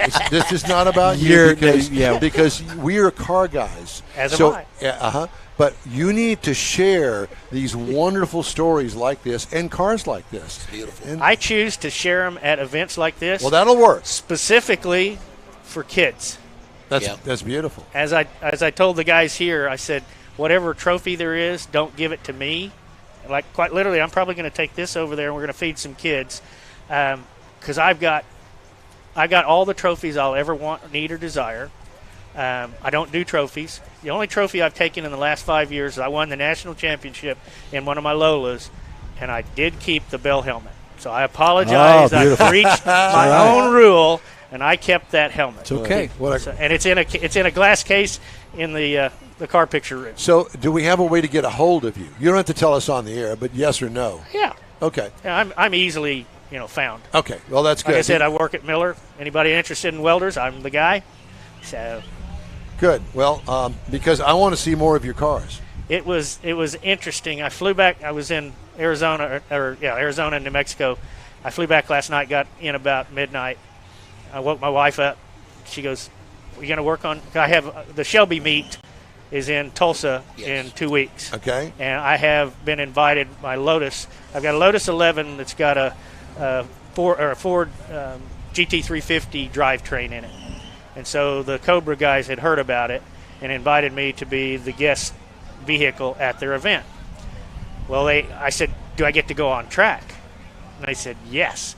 So I have got I've got to put new tires on it because they're at least 10 years old. So I got new slicks coming. I've got to set it all up. So she knew that I was going to have to spend the next 2 days fighting it because I got to turn right around, fly right back out to Arizona on Monday. So I don't have a holiday.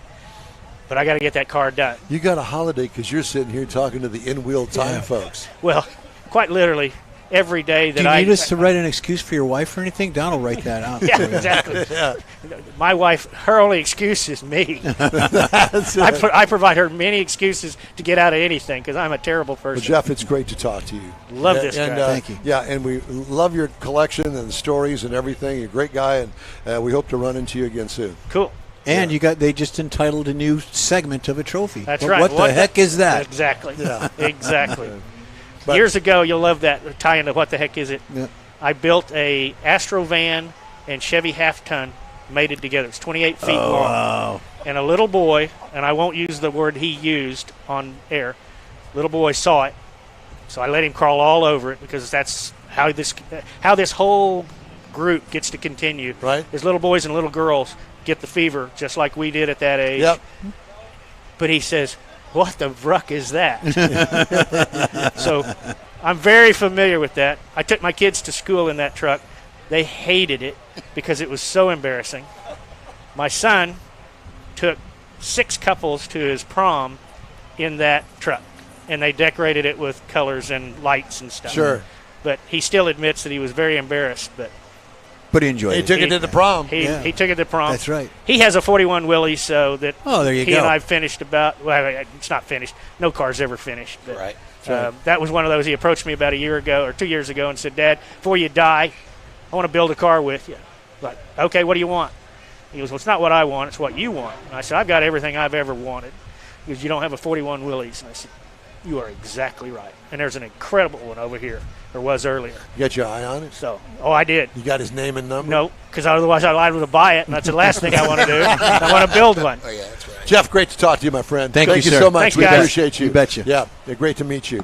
All right, let's do a commercial break, and then we'll be back with the racing calendar and Mars review of the 24 Mustang. Gotcha. The N-Wheel Time Car Talk Show is available 24/7 through the iHeartRadio app, and all you have to do is look for N-Wheel Time Car Talk. Podcasts available from your favorite podcast provider. We also video stream our 3-hour weekly show on Facebook, YouTube, and NWheelTime.com. N-Wheel Time Car Talk Show continues right after this. Pro-Am Auto Accessories has been serving Houston's auto enthusiasts since 1984, providing world-class products for sports cars, European sedans, and American muscle. Pro-Am is known as the place to go to find exclusive and hard-to-find parts and accessories. Pro-Am is one of the very first distributors in the USA for brands such as Recaro, Redline, Momo, Corbo, and Simpson. Located in the heart of Houston's premier retail and service corridor, the Galleria area, Pro-Am's walk-in storefront includes an 8,000-square-foot warehouse, showroom, and installation bays. Pro-Am not only sells parts and accessories, but also offers installation and service. Pro-Am is now reaching a worldwide audience through Pro-Am.com, taking its local reputation to the rest of the world.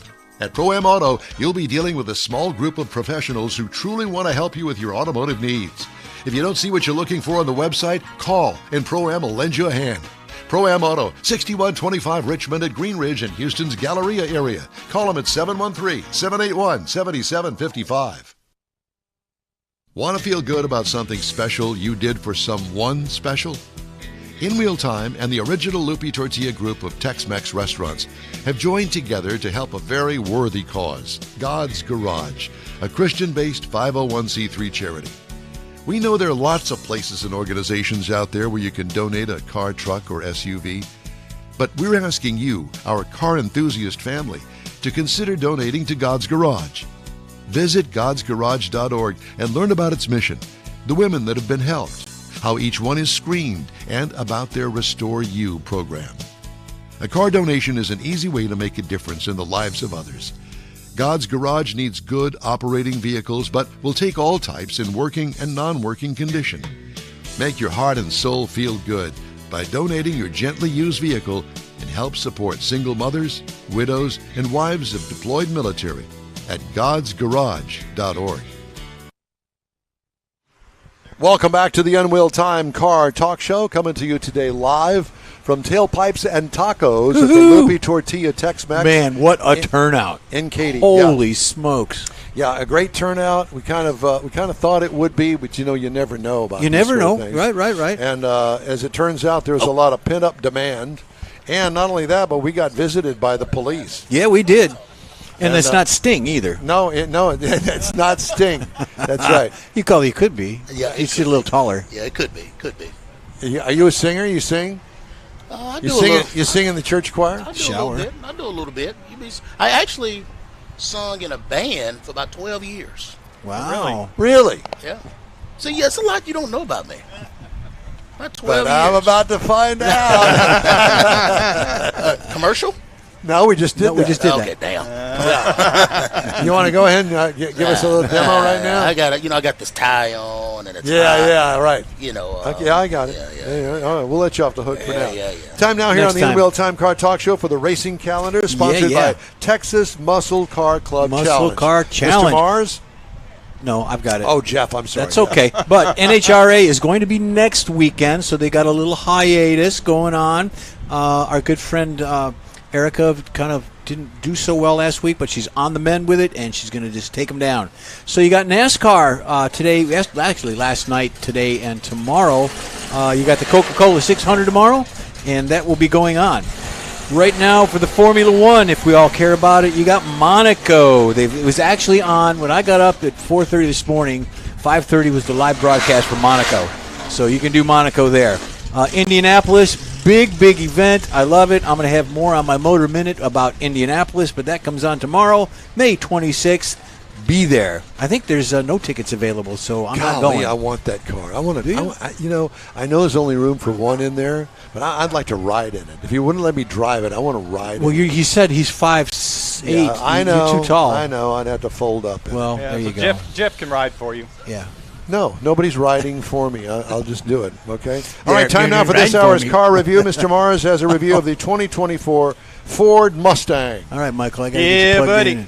Now, for 2024, there are technically 6 different trim levels. You got the Mustang EcoBoost, the Mustang GT, and the Mustang Dark Horse are the primary, but they have additional trims. They step them up to the EcoBoost Premium, the GT Premium, and the Dark Horse Premium, and it adds a little few things on them at each different level. So we were driving the Dark Horse. Now, this is a sport coupe rated for 4 passengers. Basically, if you're old school, it's a pony car. It is the Mustang. We had it in the race red with the black stylizing kit on it, which includes the black grille, Dark Horse badging on it, and the black rear spoiler. It's really a nice combination when you plug it in with the black 19-inch wheels that go along with it that are 10.5 by 19 and 11.5 by 19 on the rear.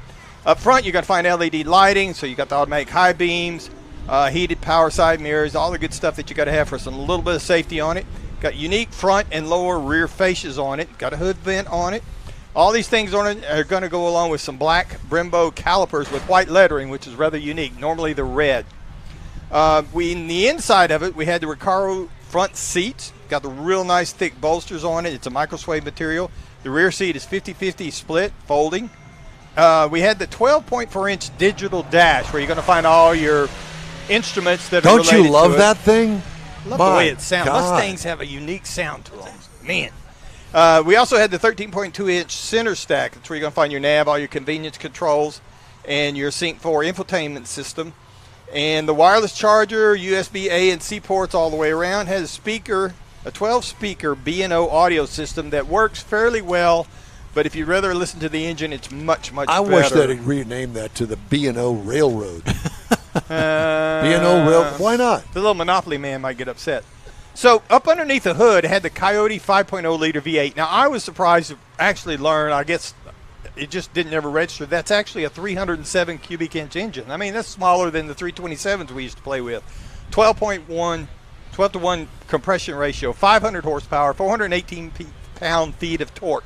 It's backed by a 6-speed manual gearbox with a 373 rear gear. Now, this thing is rated in the city for 14 miles to the gallon, 22 out on the highway, combined for 17. And it has a 16-gallon tank. So I will tell you that I drove this car 153.5 miles and had to put gas in it. So it kind of worked out to 13.1 on the week that I had it. Now, it's a race car. It is. And you got a lead foot. And there's 6 drive modes: normal, sport, slippery, which I haven't figured that out. And it's got track, it's got drag strip, and then it's got a custom setting. So it's got the track settings that are available in there so that you can see what all your oil pressures, your gauges for the track. Your launch torque, speed, 0 to 60 is rated at 4.1 seconds according to Ford with a top speed of 166 miles per hour. Wow. Now, the really great thing is it's got a 5-year, 60,000-mile warranty on the powertrain. Oh. I mean, I think I could go through that pretty quick. Yeah. I don't know if I could afford the tires, but I think I could run through that warranty really quick. Now, I did not have a price on the Monroney I got. You know, it's pre-production. But I did look several places. The Dark Horse starts at over $60,000, including the $1,300 gas guzzler tax. Now, the premium Dark Horse starts at $73,650, and there's some reasons. There's some extra packages and the handling and things that go with that. Mm-hmm. That gas guzzler tax is crap. Well, it is, and but you could put it in the gas tank; it'd be much better. Complain to the state of Texas right next to you there.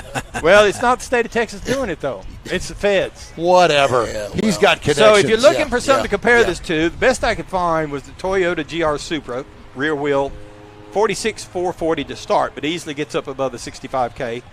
The Nissan Z Nismo, I believe you mentioned it last week. Yes, 42,970 where it starts. starts, yeah. And then a Camaro SS, if you can find one, starts at about 42,300. Oh, you can find them. Rear-wheel drive hot How deep are rods your are getting pockets? few and far between. But this Dark Horse Mustang Did you not love it? I loved. Yes, I did. But Particularly my the God, tunable exhaust. Damn, beat you to death. Well, I wouldn't want it for a daily driver, but it's not for a daily driver. It's a track car. That's right. Yeah. That's right. That's what it's for, and they've done it quite well with that. Very well. Yeah, I loved it. And with that You'd warranty, love it too, Steve. and you're still going to take it out on the track? Yeah. You know what? I'm thinking DPS car. All the way. Remember there was a period of time when DPS got Z28s? Yeah, some Camaros. Oh, yeah. Yeah. We got a Charger. The fast cars. Yeah. Yeah. Good Screw stuff. the electric some cars. Mustangs, too, back Mustangs, the small but I mean, Mustangs. Yeah, all that. We didn't get our money worth So out of it. So we'll come and speak before the legislature. please do. Okay, we'll do that. Hey, if you'd like to get in touch with us, shoot us an email. The address here is info@inwheeltime.com. And be sure to follow us on Facebook. We are back right after this. Everyone at the Tailpipes and Tacos Cruise In at the Lupe Tortilla Tex-Mex in Katy, thank you for participating in the best cruise in around and look forward to seeing you again. You'll hear about the next cruise in date right here on In Wheel Time. Next time you're in the West Houston Energy Corridor area, be sure and stop in at the original Lupe Tortilla Tex-Mex at I-10 and Highway 6 or the Katy location on the Grand Parkway at Kingsland Boulevard. When passing through Beaumont or College Station, stop in and have Lupe's award-winning beef fajitas and frozen margaritas. There's always a celebration at Lupe Tortilla. Lupe Tortilla founder Stan Holt and his wife Sheila are winning racers on the NHRA drag racing circuit and have a collection of hot rods and classics that everyone appreciates. Look for them at the next Tailpipes and Tacos Cruise In. The date will be announced soon and will once again be held at the Lupe Tortilla Tex-Mex on 99 and Kingsland Boulevard, just south of I-10 and Katy. We'll give you all the details right here on the In Wheel Time Car Talk Show and online. Donations benefit God's Garage. We'll see you then. You own a car you love. Well, why not let Gulf Coast Auto Shield protect it? Houstonian John Gray invites you to his state-of-the-art facility to introduce you to his specialist team of auto enthusiasts. We promise you'll be impressed. Whether you're looking to massage your original paint to a like-new appearance, apply a ceramic coating, install a paint protection film, nano-ceramic window tint, or new windshield protection called ExoShield, Gulf Coast Auto Shield is where Houston's car people go. Curbed your wheels? Instead of buying new, why not have them repaired? How about a professionally installed radar detector? Gulf Coast Auto Shield does that too. Get a peek inside the shop and look at the services offered by getting online and heading to gcautoshield.com. Better yet, stop by their facility at 11275 South Sam Houston Tollway, just south of the Southwest Freeway, and get a personal tour. Gulf Coast Auto Shield is your place to go for all things exterior. Call them today, 832-930-5655 or gcautoshield.com. Welcome to the In Wheel Time Car Talk Show. The weather has finally cooperated, and today we're coagulating at the Tailpipes and Tacos Cruise In at the Lupe Tortilla Tex-Mex in Katy, Texas, I-10 and 99, the Grand Parkway. Coming up, we have the man, the myth, the legend, ladies and gentlemen, Mr. Stan Holt, the founder of Lupe Tortilla. It's a rare appearance, but he's here and he's going to talk to us. What he's going to talk to us about, we never know, so stay tuned. That's why we got the cops here. Yeah, that's right. And anyway, Jeff also has the Motor Minute if we've got time for it. If not, well, okay. It's just indie. Howdy, along with Mike out of this world, Mars. We always need more Jeff Zekin, Transmitter Madman, David Ainsley. I'm Don Armstrong. Glad that you could join us today. Thank you all for being part of our show today. Stan Holt started this thing. Well, when he started Lupe Tortilla, but actually his passion for automotive stuff dates back to high school or before that? High school. High school, yeah. High school. And you were telling me that back in the day, you had a car very similar. Identical. Identical to this. Well, not identical. It was identical in every way. Really? Even the hood vents and stuff? Well, you can't have hood vents in Texas. You can't? It rains here. Oh, you heard that. Before you get started, though, having Officer Woodward just reminds me of a story. You remember the show America's Most Wanted? Yes. Yeah. When I see all these people here today, this guy was riding a bus from Vegas to L.A., and the bus stopped for a potty stop. And the guy went to the payphone, and he called America's Most Wanted. He said, "I've got him." I said, "Who?" "All of them." Like here today. Good. Yeah. I like That it. was good. Well, I have to tell you that I don't believe that there's ever been a Tailpipes and Tacos quite as successful as this one has been. The first one. Maybe not this big. I think that this outdid the first one. I think it's the new glasses. It is. It's the new glasses. How many did you estimate maybe that have showed up today? I don't know. 150. 150. Yeah, that's good. I have from an authority. Uh-huh. Yeah. I will agree with that. I'll go with that because it overflowed into the parking lot next door. They were concerned about that. Who was? They were? Yeah. They But were? They're over it. Are they? They'll be fine. Yeah, they're over it. Yeah. Good thing. Uh-huh. So I know that we've discussed this before, but it's been a couple of years, and I wanted to, in an abbreviated version, ask you about the beginning of the Lupe Tortilla at the original store there on Stafford Street at I-10 and Highway 6.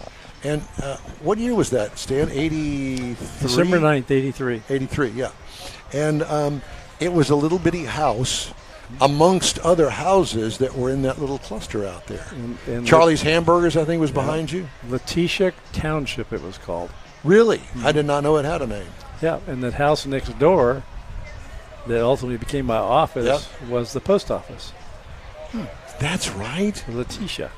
Letitia, Texas? Letitia, Texas. It's called Letitia Township. Letitia Township. Yeah. I had no clue. We were But out there by ourselves, just us and British Petroleum. I know. Well, all I can think of is the way that Houston has progressed and grown over the years. I remember going before Lupe Tortilla was there and going out to Charlie's Hamburgers. At least I think that was Charlie's Hamburgers. It was the original Charlie's was there. Yeah. Yeah. And it was a little house. And I don't think the pub was there. The pub was a dress shop. Is that what that was? Yeah, it was called. Is this microphone close Yeah, enough? yeah. It was called Damsel in Distress.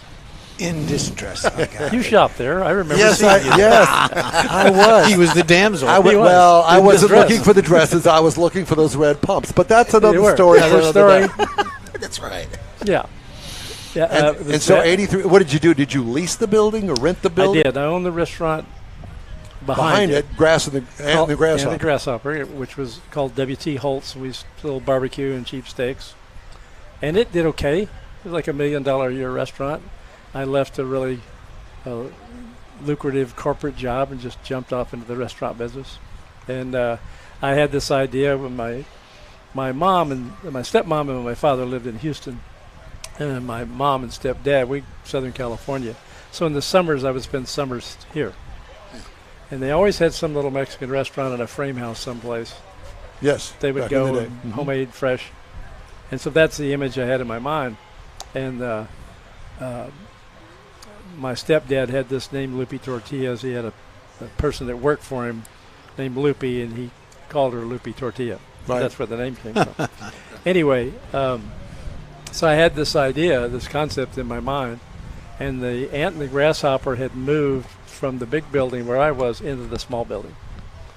And I think their best month was $16,000. They were there for like 4 or 5 years. Yeah. That's a bad Thursday now. Yeah. So I'm bragging. But anyway, my landlord, which Charles Walden, who owned Charlie's Hamburgers, came to me and said he knew about my Lupe idea. He said, how would you like to put your Lupe idea in that house? They want out. And you can have it knives, forks, plates, lettuce, and a walk-in cooler. Wow.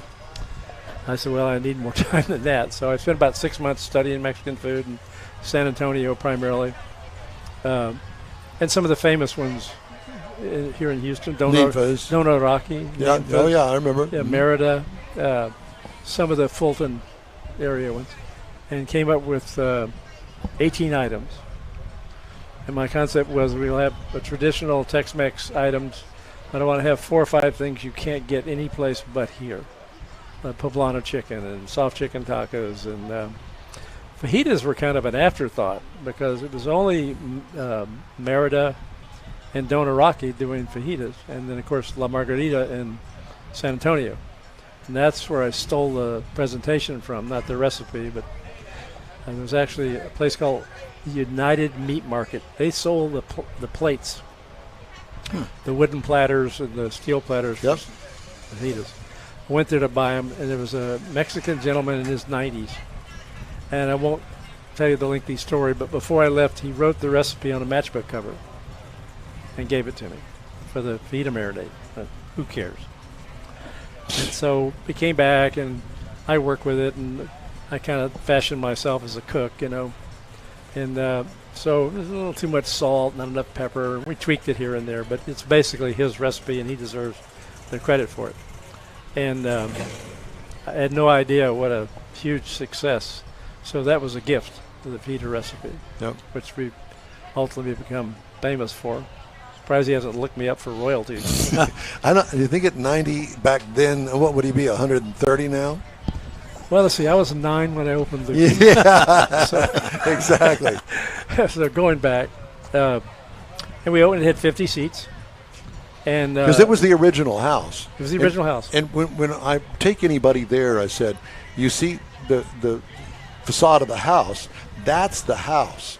Everything around it's been added on. Just kept wrapping porches around it as we needed the seating." And it opened, the day it opened, December 9th at 11 o'clock, there was a line down the sidewalk and to the left. Wow. And I was in the kitchen cooking, and one of the young ladies, managers, front of the house, Mr. Holt, you need to come out and look. You need to come see this. Do I look like I have time to come see anything? We're getting ready to open, 10 minutes. No, you need to come see this. So there was a line out the door, and it's never gone away. Sorry, I didn't mean to turn my back on you. Never gone away. And it became kind of a cult restaurant. Yes. And I remember Judd coming in. I was in the kitchen and just doing the best we could to get this food out. And so many people, the wait had gone to an hour and a half, then 2 hours, and just to ridiculousness. And Judd came running and he said, "Dad, what does a Mercedes this series cost?" I said, "I don't know." I gave him a number. "What does this cost this BMW such and such?" I said, "I don't know. I'm busy here. About this much." He kept coming back. I said, "John, I'm too busy for this. I'm almost done." The second largest demographic coming to Lupe's was West University. Yeah. They were driving all the way from West University. He said, "There's roughly $35 million worth of cars in a parking lot." What are you talking about?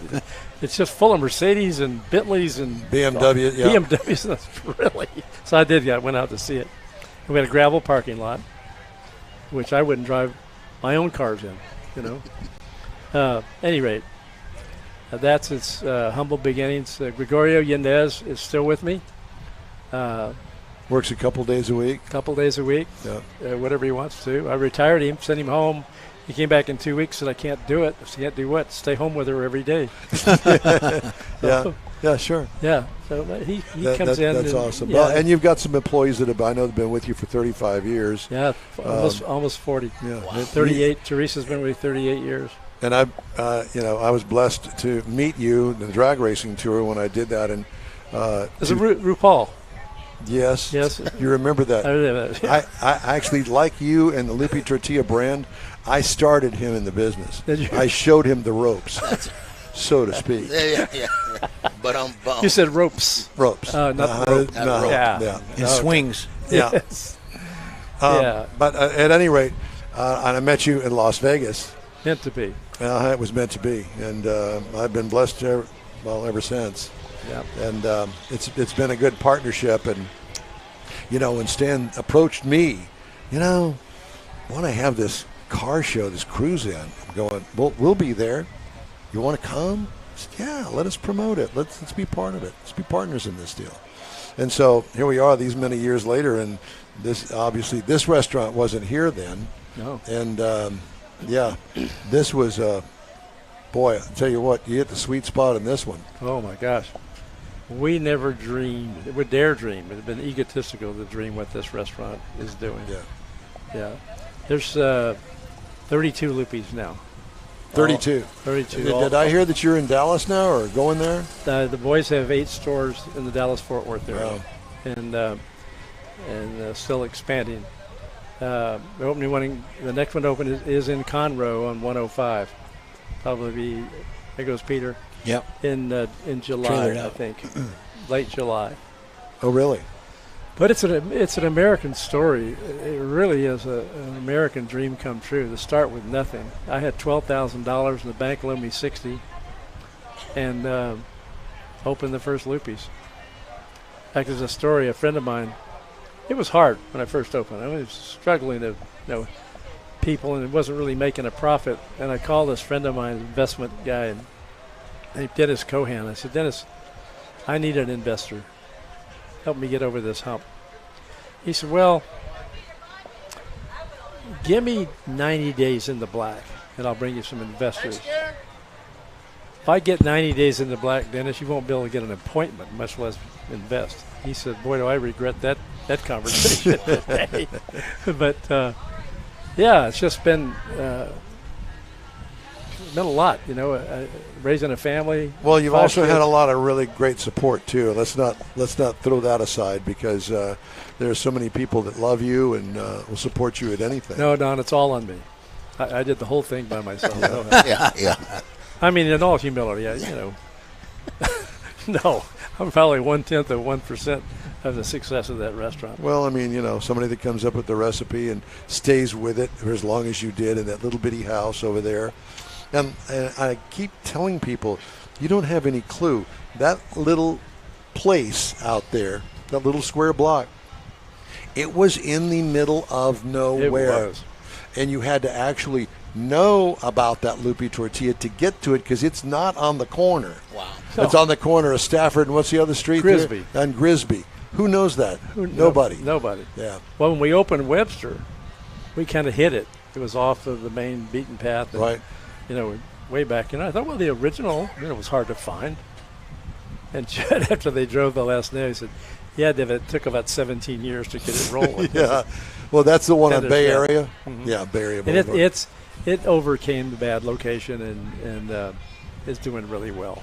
How are things in the drag racing world? I know that you're still doing that, sportsman thing. We're still doing that, and it's gotten bigger and better and faster. No. Bigger and better and faster, and really fun story at the last race Sheila and I went to was what they call a National Open, which was in Belrose, Louisiana. Yep. So it's like a national event without the pros. Yeah, and you have to know where Belrose, Louisiana is, and that drag strip. Well, about 700 or 800 racers knew where it was. Wow. And both Sheila and I qualified number one in our classes. Cool. Really? Nice. Yeah. Very nice. That's the first time for both of us. Yeah. So that's and now you've got Chase Murray. Chase Murray, who is brought into he was in the drag racing fold actually from the early days as a junior dragster, and that's kind of how you met Sheila. as was his wife. Yeah. Oh, she was too? Yeah, that's where they met. I did not know that. She's quite a bit younger, and she would admire Chase from a distance. This is his version. Yeah. And her wedding gift from Sheila and I was I asked her if you had a dragster, what would it be like? Oh, I want a Danny Nelson carbon fiber. Blah, blah, blah, blah, blah. I said, God, could you be more specific? So we built her that dragster as a wedding gift, and so she and Chase are racing together, and he's teaching her all the ropes. She bracket raced a little Love pickup, 8th mile stuff. A Chevy Love. Chevy Love. Yeah. I think it was her mom's truck. Then her mom built an old Pro Stock truck into 8th mile. Yeah. But it's like high 4s, low 5-second thing, 8th mile. Yeah. Those were great race cars. It's a shame they abandoned that class. But so that's going on. Latest race car, I'm building a 55 Chevy Tradesman. Not a Nomad. It had been a race car, but old school ladder bar. Yep. 30, 40-pound flywheel, Old school. Old school. Yep. So it's at a place called PK Racing Cars in Ohio. He builds some stunningly beautiful cars, and he's taken the body off the chassis and put a 4-link in the back and went back. You have to have the original steering and so forth, and it can't have rack and pinion. And so he's making a real race car out of it. I had a 283. and a 4-speed just sitting there brand new. So that kind of promoted. Everybody kept trying to steal it and buy it cheap. I said, no, well, just hang on. And I've been trying to buy this wagon for probably 10 years, and he always wanted too much for it. So I said, Jared, offer to buy it rolling. I don't want his 265 and all that Right. stuff. He said, well, he's got to commit to make it a race car. Everybody wants to buy it, put it on the street. And it's set just stock, like a showroom car. Not a gasser. I'm building a gasser. I have 3 builds going on right now. So I asked the builder. The builder said, what are you thinking? I said, I'm thinking slam to the ground and SEMA. He said, all right. So now it's, before it was sitting upright, now it's slammed to the ground. And tubbed. Tubbed. And the old rear end was probably LS. There you go. There's one right there. Yeah, there's a gasser right there. 5 feet wide. Now the axles are like this. Yeah. The rear end's like a foot on each side of the rear end. Sure. It's tubbed.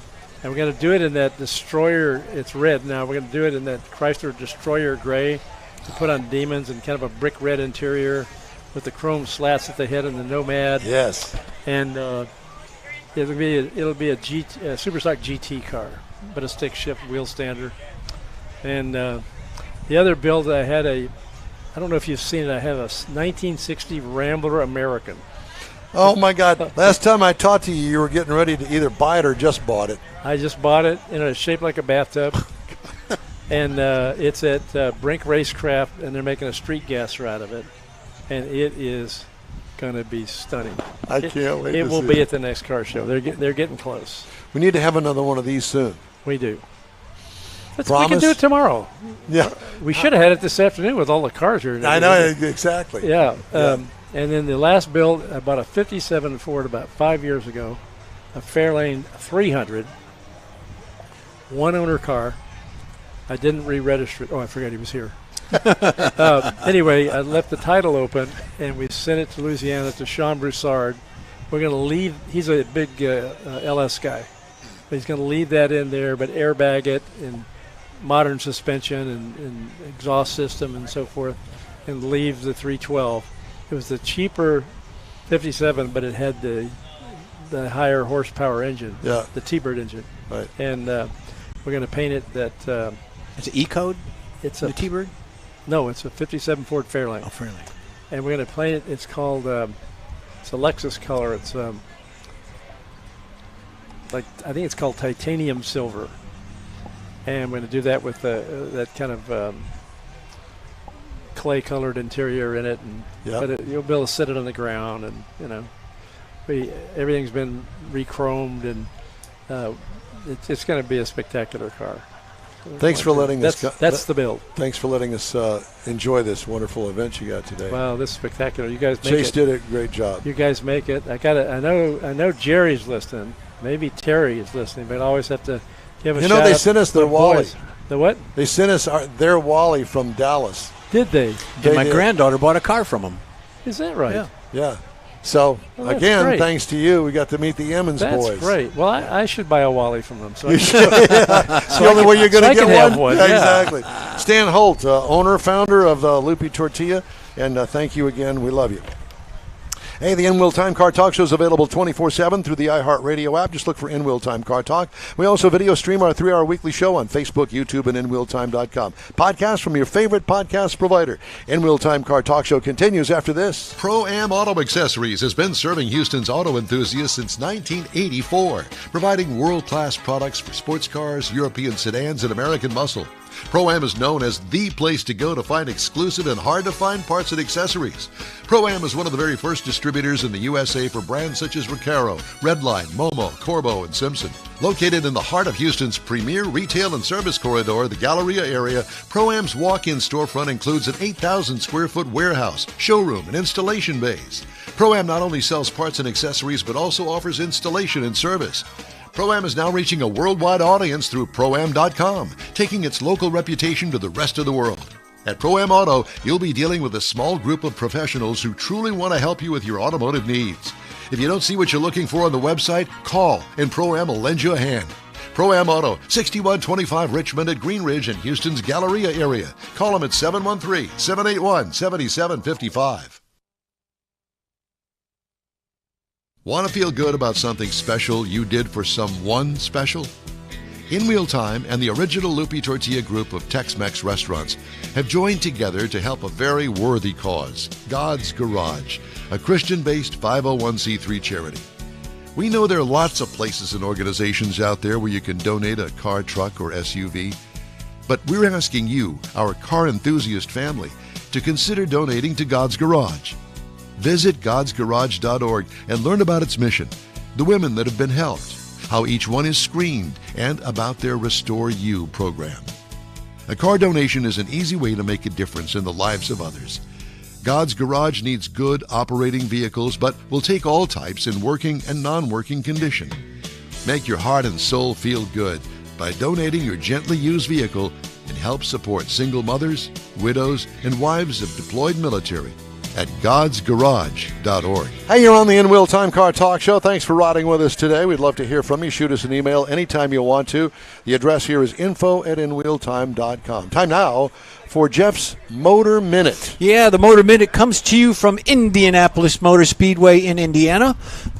What I've done was I've taken some of the drivers and the people to watch and to look after during the race. Now, we know that Penske is 1, 2, 3 on the pole, first row, all that good stuff. You got Sean McLaughlin's pole, Will Powers number 2, and then Joseph Newgarden is number 3, and they're all running in the 234 to 233 miles per hour. Kyle Larson from NASCAR is actually going to be in 5th place to start the Indy 500. He did a 232.8 to qualify. He's out with an Arrow McLaren.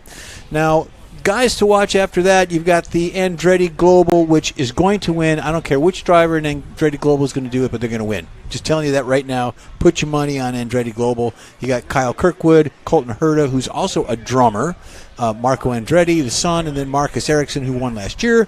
You got A.J. Foyt, the Texan.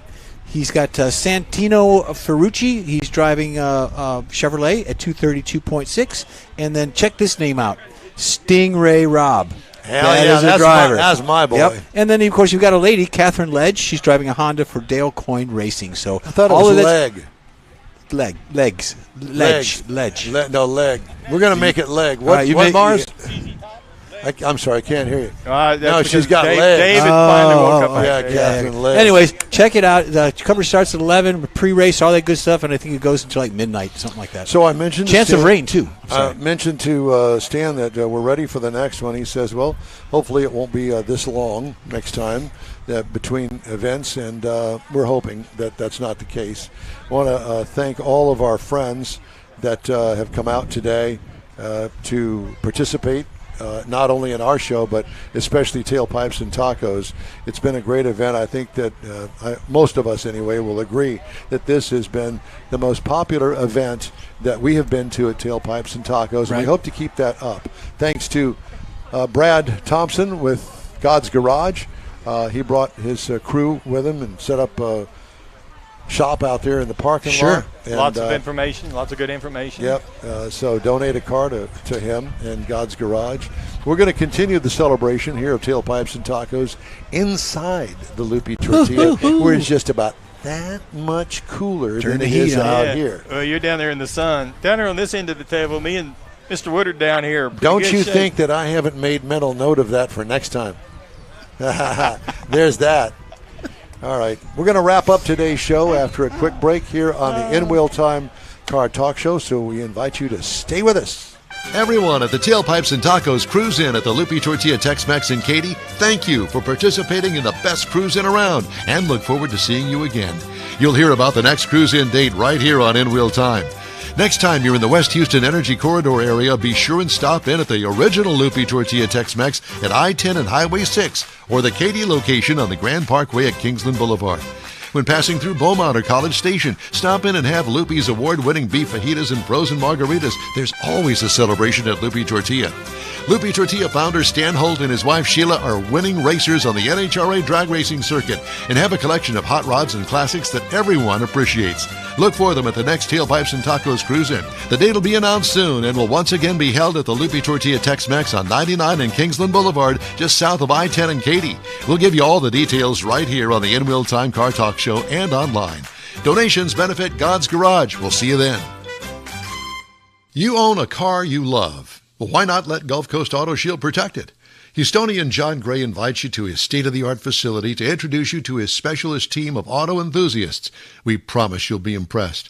Whether you're looking to massage your original paint to a like-new appearance, apply a ceramic coating, install a paint protection film, nano-ceramic window tint, or new windshield protection called ExoShield, Gulf Coast Auto Shield is where Houston's car people go.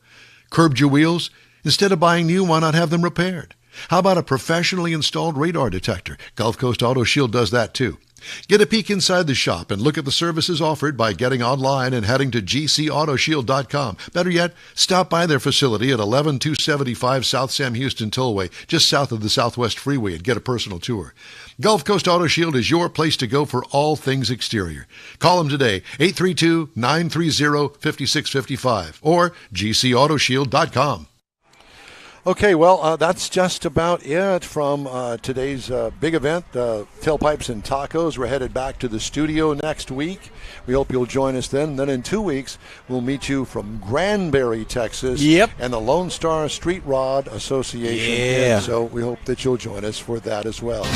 That is it for this week's In Wheel Time Car Talk Show. Be sure and check out our website, inwheeltime.com, that is. Hey, if you're not following us on Facebook, please do. Give us a like. Tell your friends about us. Share our stuff. We'll keep you posted on all the latest car stuff all week long. When you're looking for award-winning car talk, you can find the In Wheel Time Car Talk Show 24/7 via the iHeartRadio app. Daily 30-minute podcasts are available from your favorite streaming provider. We post a new episode every day. And don't forget, we live stream this show on Facebook, YouTube, and InWheelTime.com every Saturday from 8 to 11 a.m. Central Time. The In Wheel Time Sales and Video Technical Director is, we always need more, Jeff Zekin. Yep.